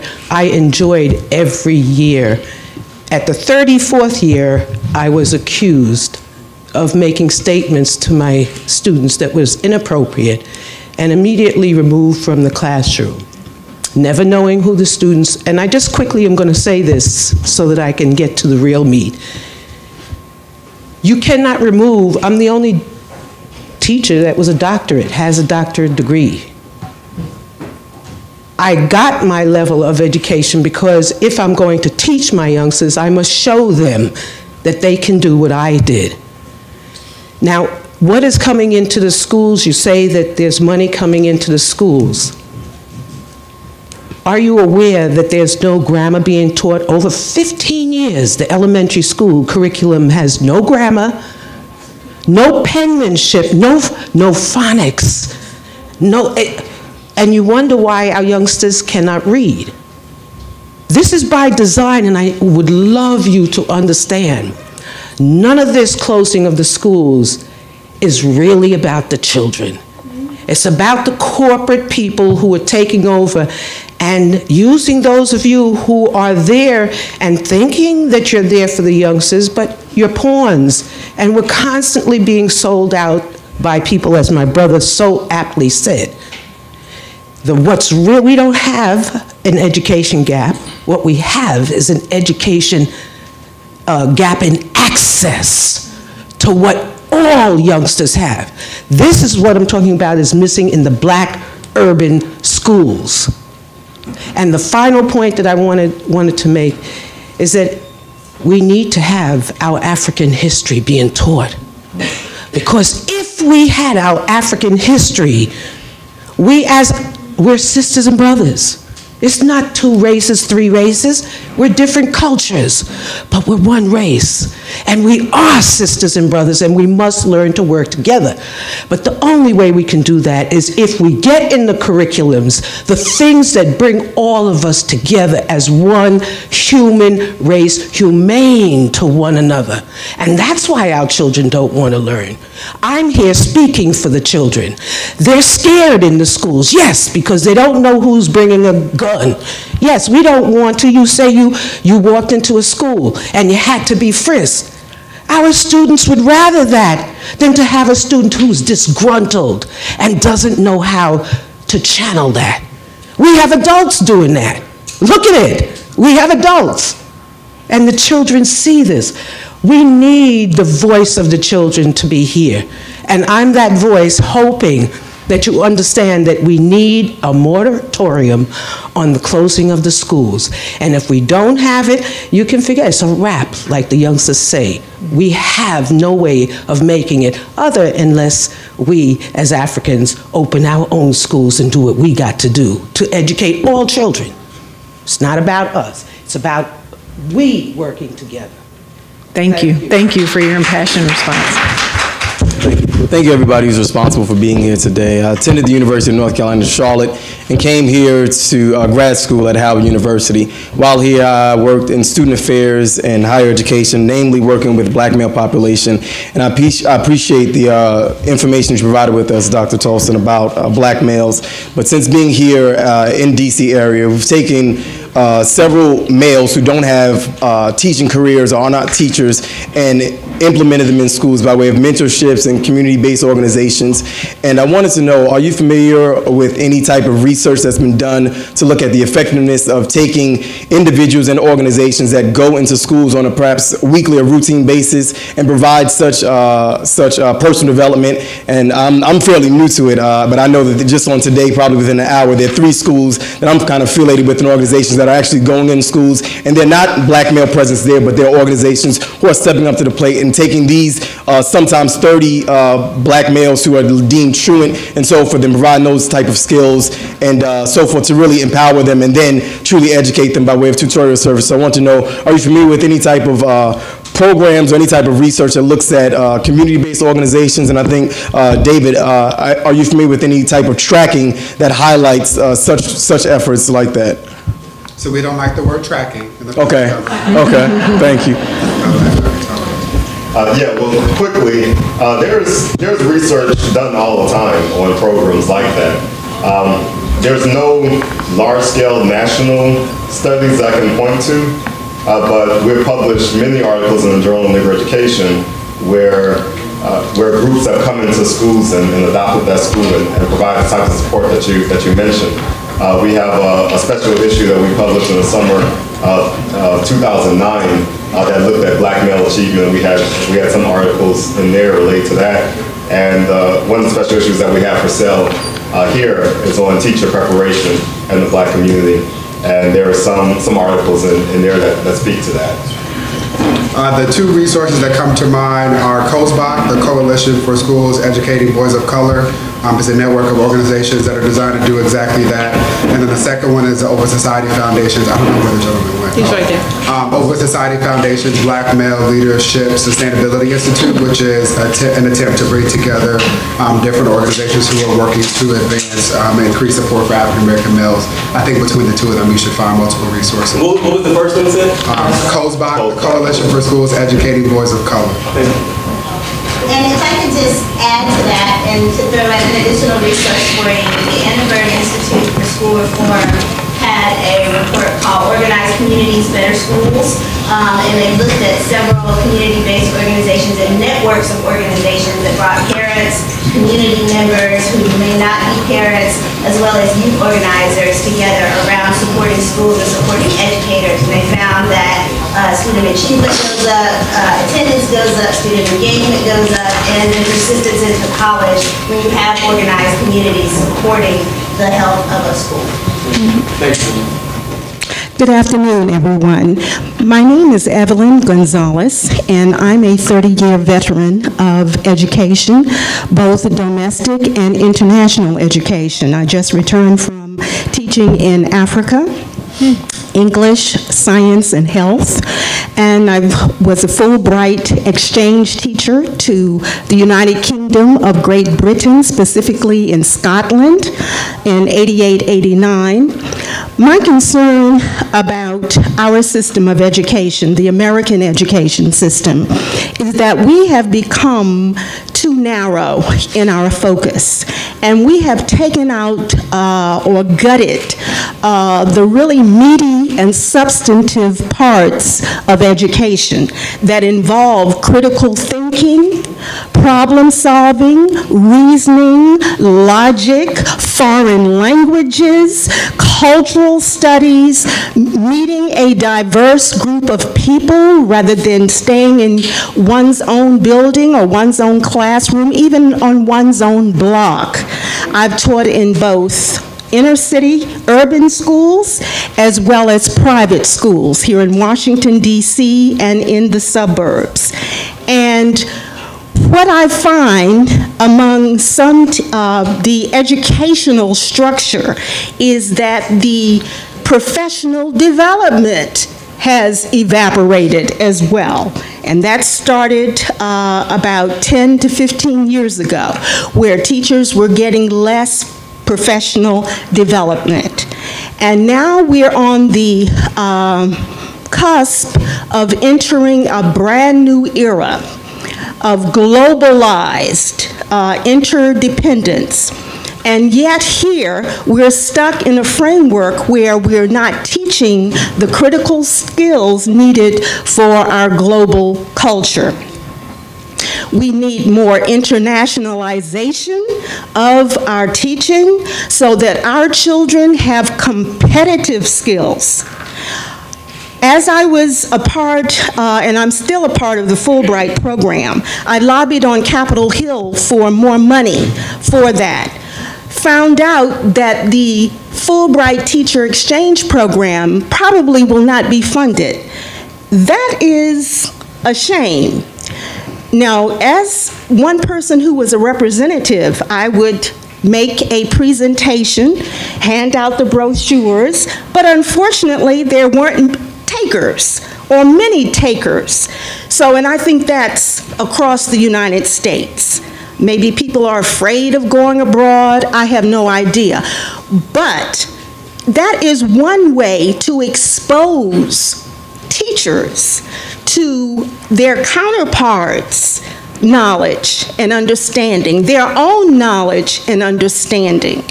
And so I'm very concerned the path that we're on. Someone talked about the test. That's one area that's very narrow and defined. And we have forgotten about the whole child. There is a whole child that exists, including character and character development.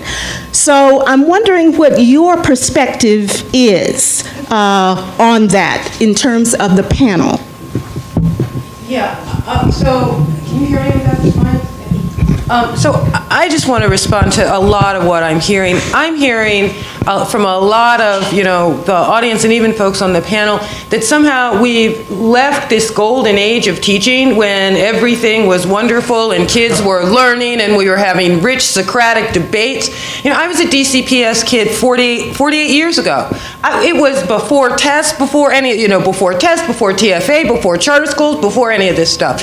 It was not rich and rigorous. It was a bad education that I was getting here at DCPS. And I think that we... How did you make it? If it was so bad, how did you make it? My parents took me out of the schools and sent me to private school after I couldn't read in 5th grade. Well, I beg to differ with you because there were programs here, and this young man from the White House Initiative said we don't use the word tracking, but there was tracking going on in the schools. I was part of the Padilla reading program. We had Socratic debate. Hold on. Go ahead, finish responding. I think we need to be quite careful as we sort of invent this nostalgic past when schools worked well for African American children. You know, it was not, it is not the charter movement. It is not mayoral takeover. It is not TFA. Our schools, the history of this country is the history of schools shortchanging African American children. And so, I mean, to act like somehow in the last 30 years, Mayor Bloomberg, you know, started this, we miss the fundamental problem. And if we miss the fundamental problem, then the solutions that we develop won't work. So I just think we cannot, like, dream about, you know, how good it used to be, because it has never been very good for our kids in this country. And one last thing, and then I got to go, Ivory, because I have to make one of those 8 visits a year to my kids' school for their little poetry reading this afternoon. But I think that one of the things that's very important, that, you know, there's been a lot of bashing of the testing here, and I just want to be clear, the tests are not perfect. The tests that we have are kind of bad, right? There have been bad reactions to these tests in schools. Teachers have narrowed curriculums, frankly, because nobody has given them a good curriculum to teach to, and the tests are the only guide they have about what, I mean, we have I don't know, malserved teachers tremendously by not coming up with good, rich curriculum that they can teach and leaving them with these tests. That said, bad as they are the best evidence that we have in this country of how our children are being undereducated. And every time somebody says we should get rid of these tests, you are saying, let's just go back when we didn't know how our kids were doing, when everybody could say, your kids are doing just fine. We have to use these tests to make demands that our kids get more than they are getting, that they get more rigorous curriculum, that they get stronger teachers, that they get a decent education. And if we let these tests go, it is the last evidence that we have that we're being underserved, and I think we make a terrible tactical mistake if we do that.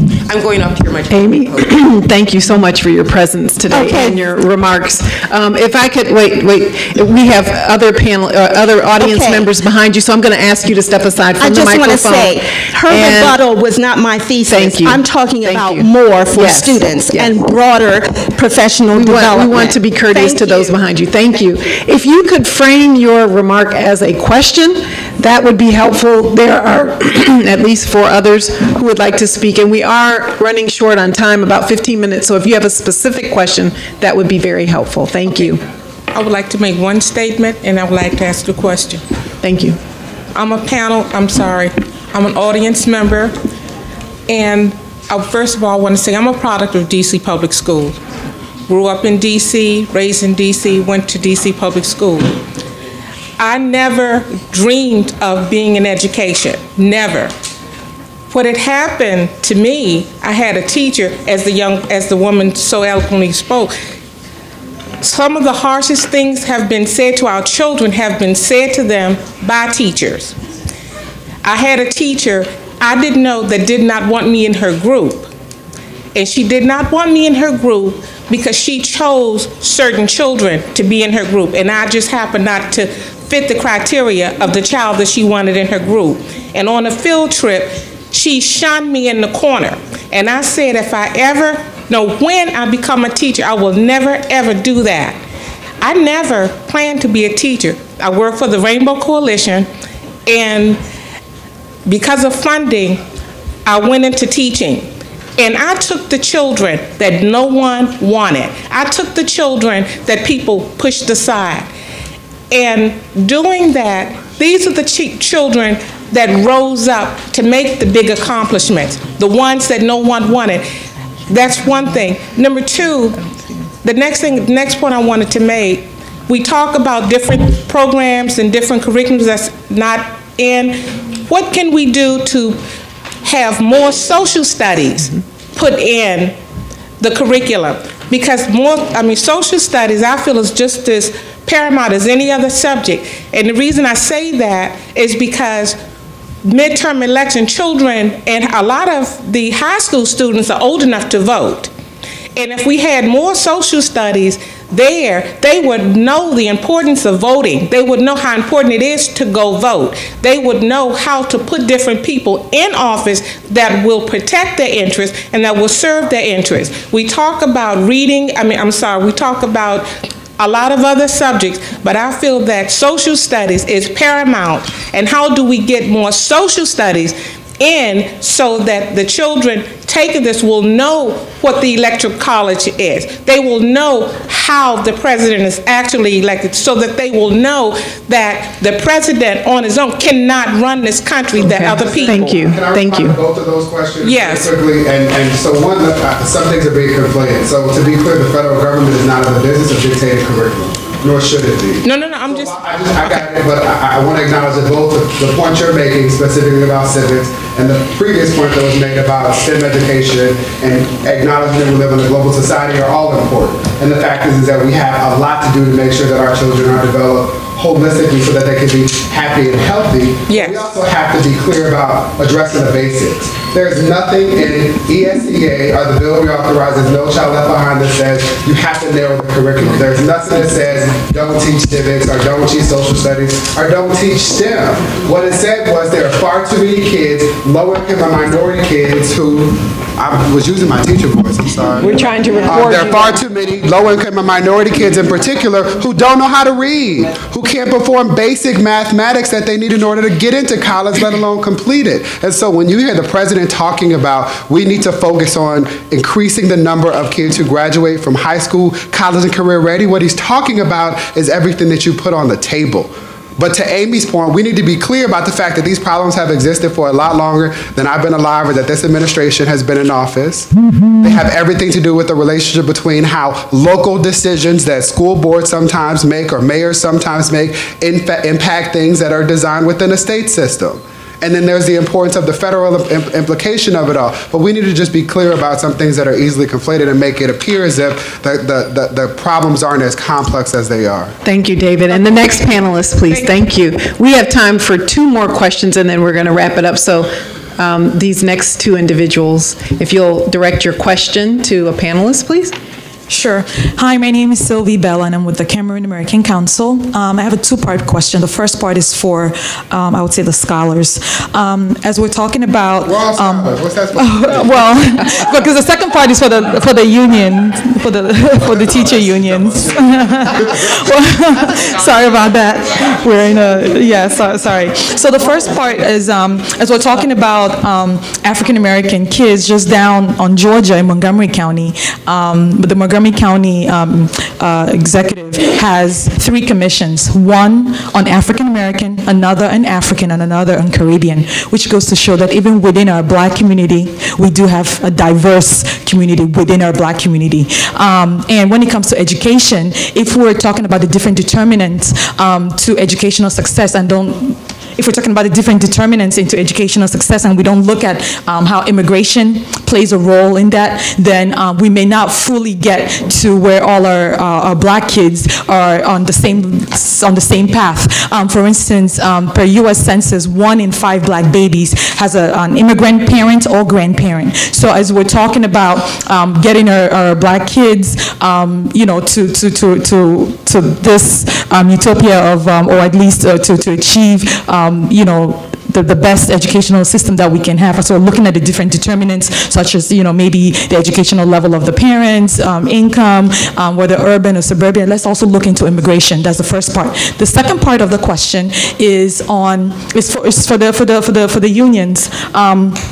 Right now, the technology industry has looked through some kind of crystal ball and has realized that to sustain their industry, they're going to need, they're going to need immigration. So they've put out this STEM visa out there, which states that if you graduate from a United States graduate school with STEM, then they'll provide you with a permanent residency.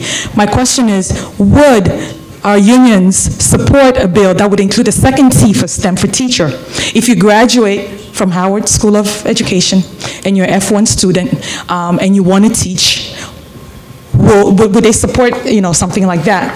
Will that increase, in part, it's not going to be the solution, but one of the tools in the toolkit to increase the number of our Black males, or the number of our Black teachers. Okay, so thank you. So I'm going to ask David and Marietta to respond to that, those 2 questions. I didn't the first one either, but the second part about supporting the immigration, we definitely support immigration for our teaching force.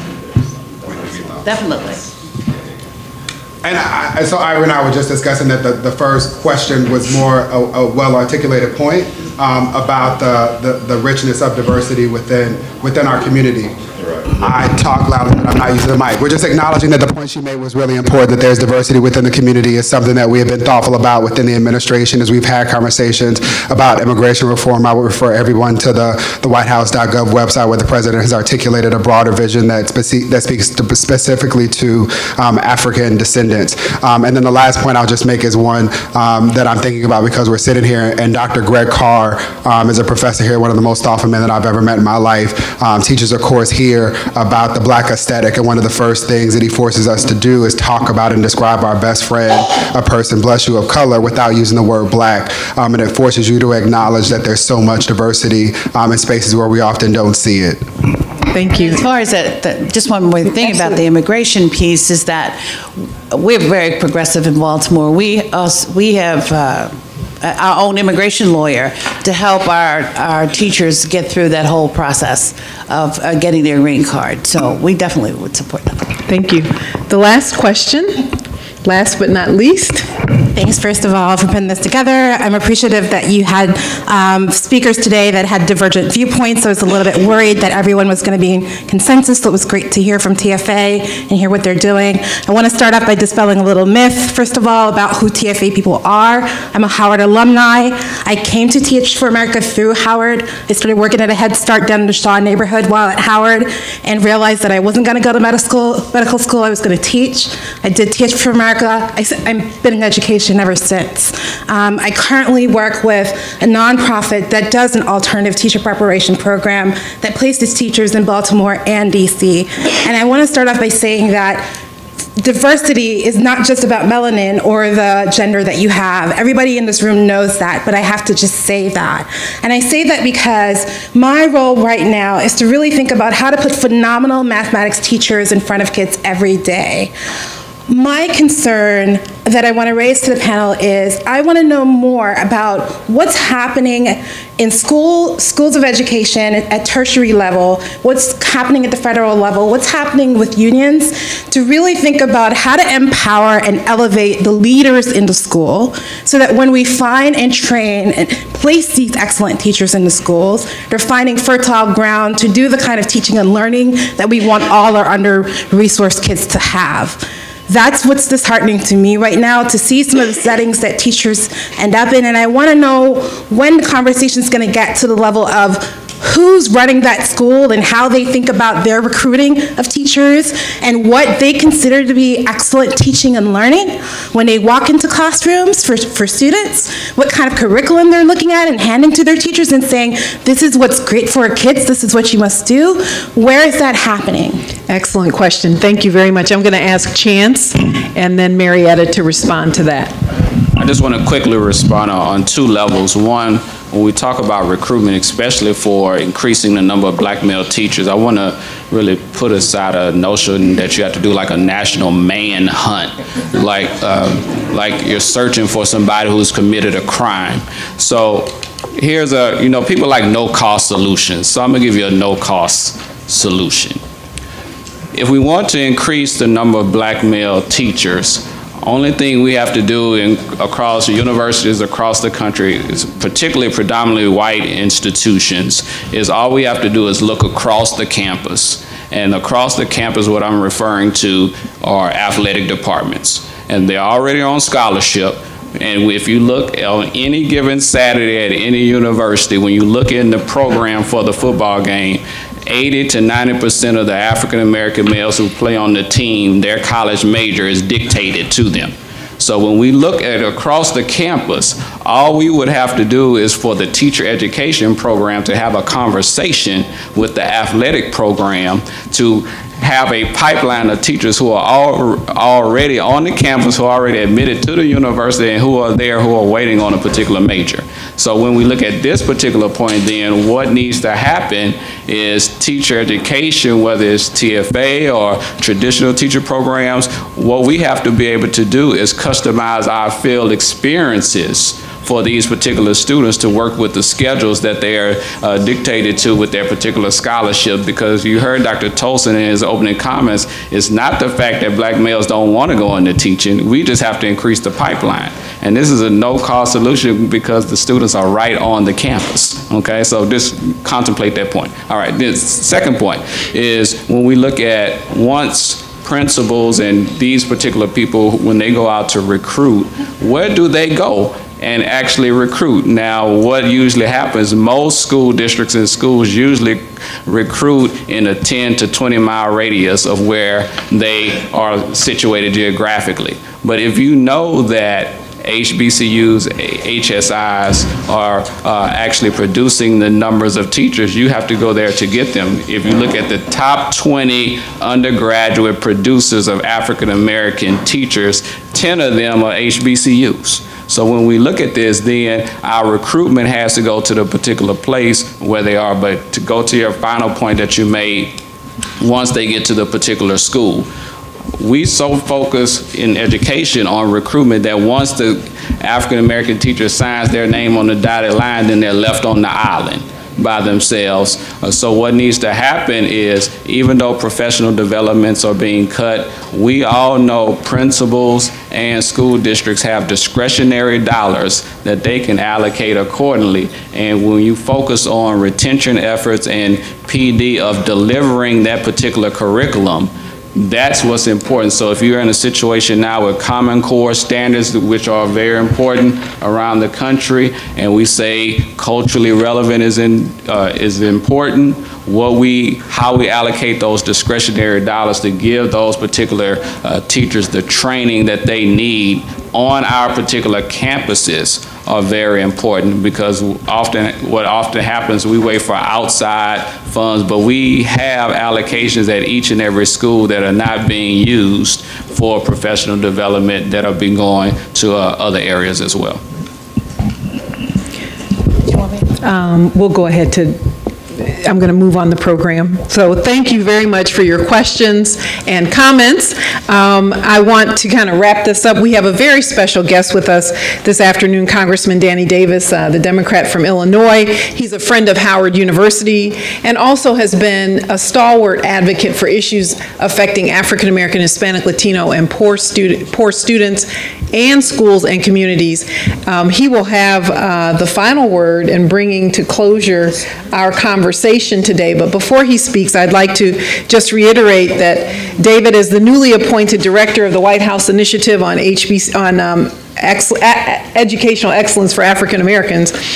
Today you've heard much about the concerns of African American, Hispanic, Latino educators and other members of our community. Parental dissatisfaction, Black parental dissatisfaction with K-12 public schools is at an all-time high, with 52% of African American parents expressing dissatisfaction with the instructional climate of their child's school. We wish you well, David, in your new role, and hope that you'll continue your advocacy of HBCUs and HSIs and public education and those schools that serve our community. Please continue to consider Howard University and the School of Education a resource in this conversation. For those of you who want to continue the conversation, this afternoon from 5 to 7:30 p.m. at the Renaissance Washington, a reception will be held featuring all of the individuals who were here today as part of our Experts Row and also as part of our panel, faculty members, policymakers, members of the media. You're welcome to attend that event again at Renaissance Washington Hotel.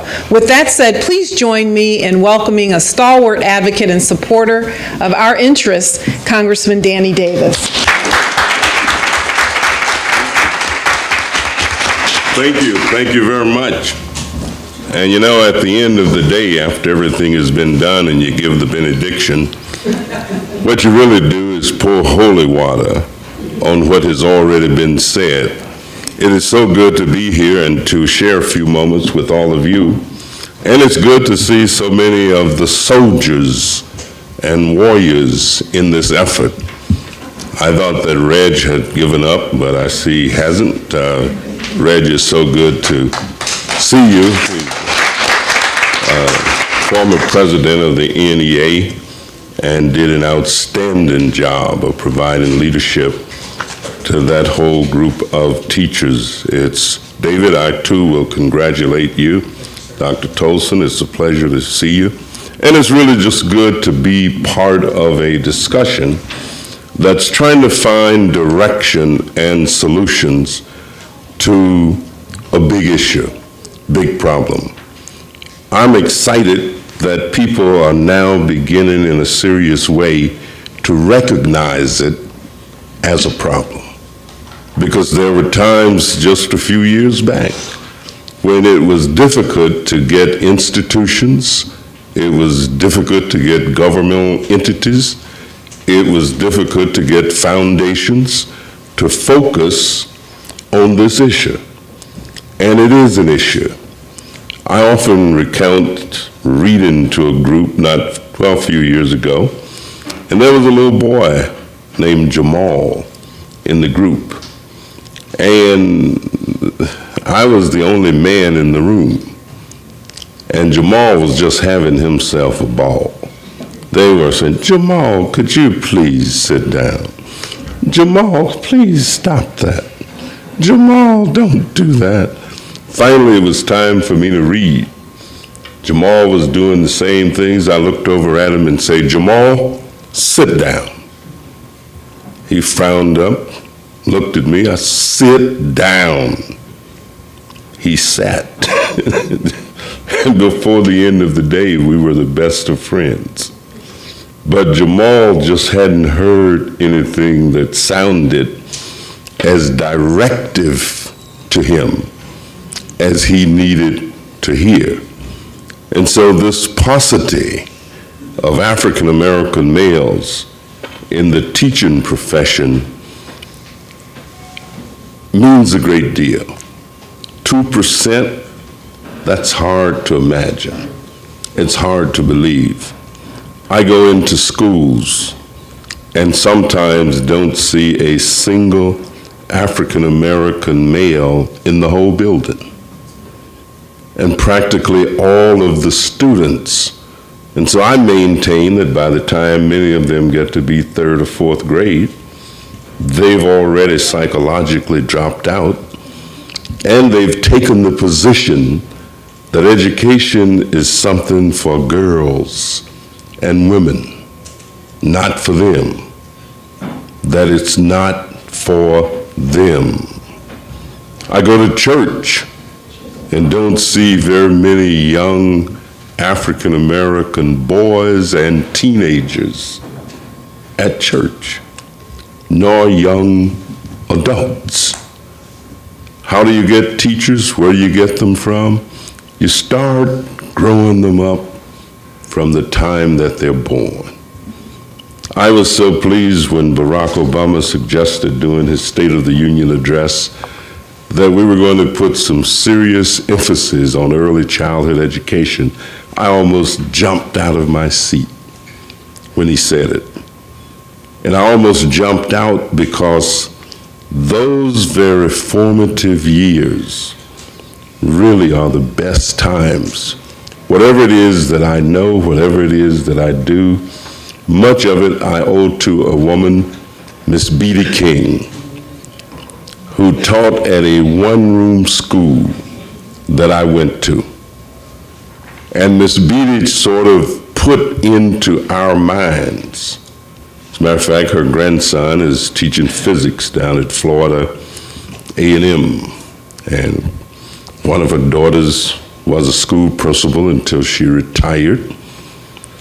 The other one was in higher education but Miss Beattie used everything that she could possibly use to keep us excited, to keep us motivated, stimulated. She used all kind of little limericks and pithy sayings. She used to tell us that a wise old owl sat on an oak. The more he heard, the less he spoke. The less he spoke, the more he heard. Now I want you boys to be like that wise old bird. And of course, if we didn't comply, she had some other kind of things that she would, assist with. And all of it helped. We're not teaching boys to read. We are not teaching boys to read. Well, if you can't read, obviously you're not going to be into all this other stuff. I mean, if you're sitting up in a room and everybody knows something and what they're talking about except you, naturally you lose interest quickly. You go away. You are out. I believe that teaching is the most noble of all professions. I can't think of anything that is as noble or as impactful as teaching, because each and every day you get an opportunity to share yourself with others. Each and every day you get the opportunity to inspire, motivate, and activate others. Every day you get a chance to make assessments. This notion that there isn't enough pay, and you know, I know lots of people who, I tell young people, I've never known a school teacher starving to death. And those who get good in their profession, I've not known them to be unemployed.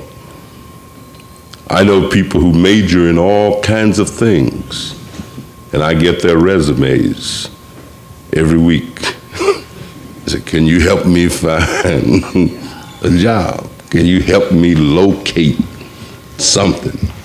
Can you help me do something other than go online?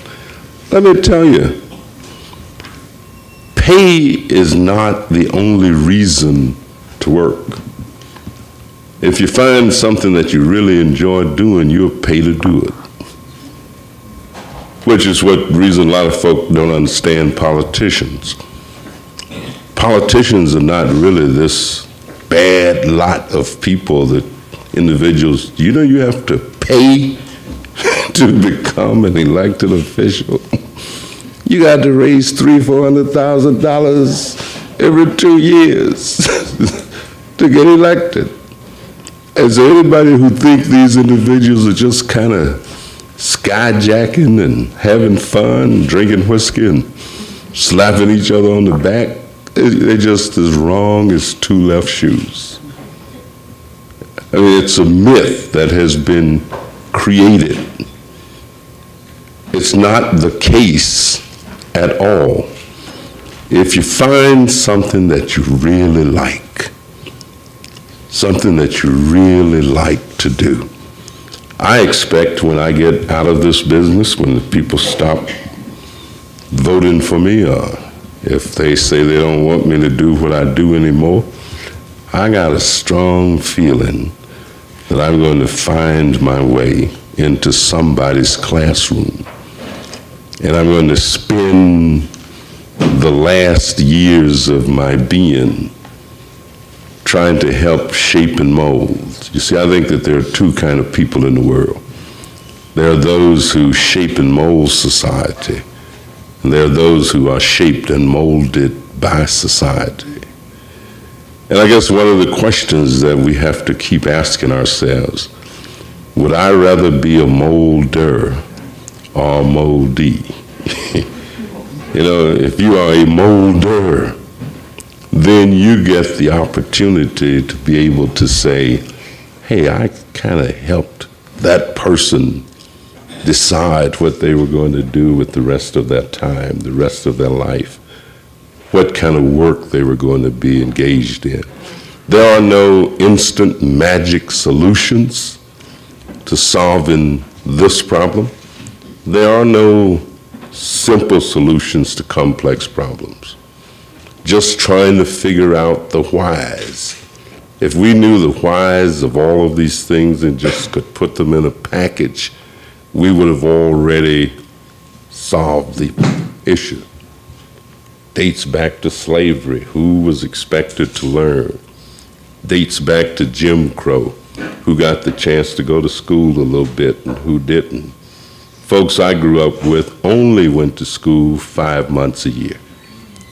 We went to school January, February, March, April, and school would end the first week of May. Then we would go to school again from the middle of July until the middle of August. And those of us who may have survived and did whatever we do, we learned to read at early ages. And we just read everything we could get our hands on, rather than thinking about how bad things were. We thought about how good things are going to become. And we had a sense of possibility and faith that makes all the difference in the world. So I think we're going to keep moving. When Ernie Duncan talks about education now, Ernie is the Secretary of Education, Mr. Secretary Duncan. He talks about the need to get more African American males into teaching. I just met with the president of Southern University yesterday morning, Dr. Mason.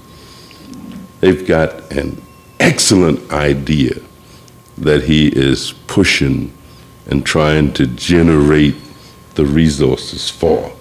So we've got the opportunity, we just got to grab our boys at early ages. Two things in the last 2 weeks that I've done. I went to a meeting Saturday morning at the Michelle Clark Elementary High School, and a group of men had 250 boys there. And they were feeding them and teaching them. They call the United Concerned Christian Men of Chicago. That's the name of their group. And the Saturday before, I went to a meeting that one of the local aldermen was having. And he had what he called an all-men's meeting. And he had about 125 men there, men, challenging men to rise up and take our rightful places in the communities and in the society where we live. The blues singers say, everybody's running around talking about you as a man. Act like a woman don't want nothing but a man. He says, what a woman wants is somebody to love them and love them with joy, that they don't want no man acting like a mannish boy. So we've got to teach our boys as they're growing up, that there is something to this business of being called a man, and what a man's responsibilities are, what a man is expected to do, that a man is expected. So my mama would say, we got to go back to the old landmark of helping individuals understand the challenges that we face as a people, the challenges we face as a community, and the challenges that we face as a nation. Thank you very much. It's really good to know what you're doing, and it's good to come by and be here. Thank you.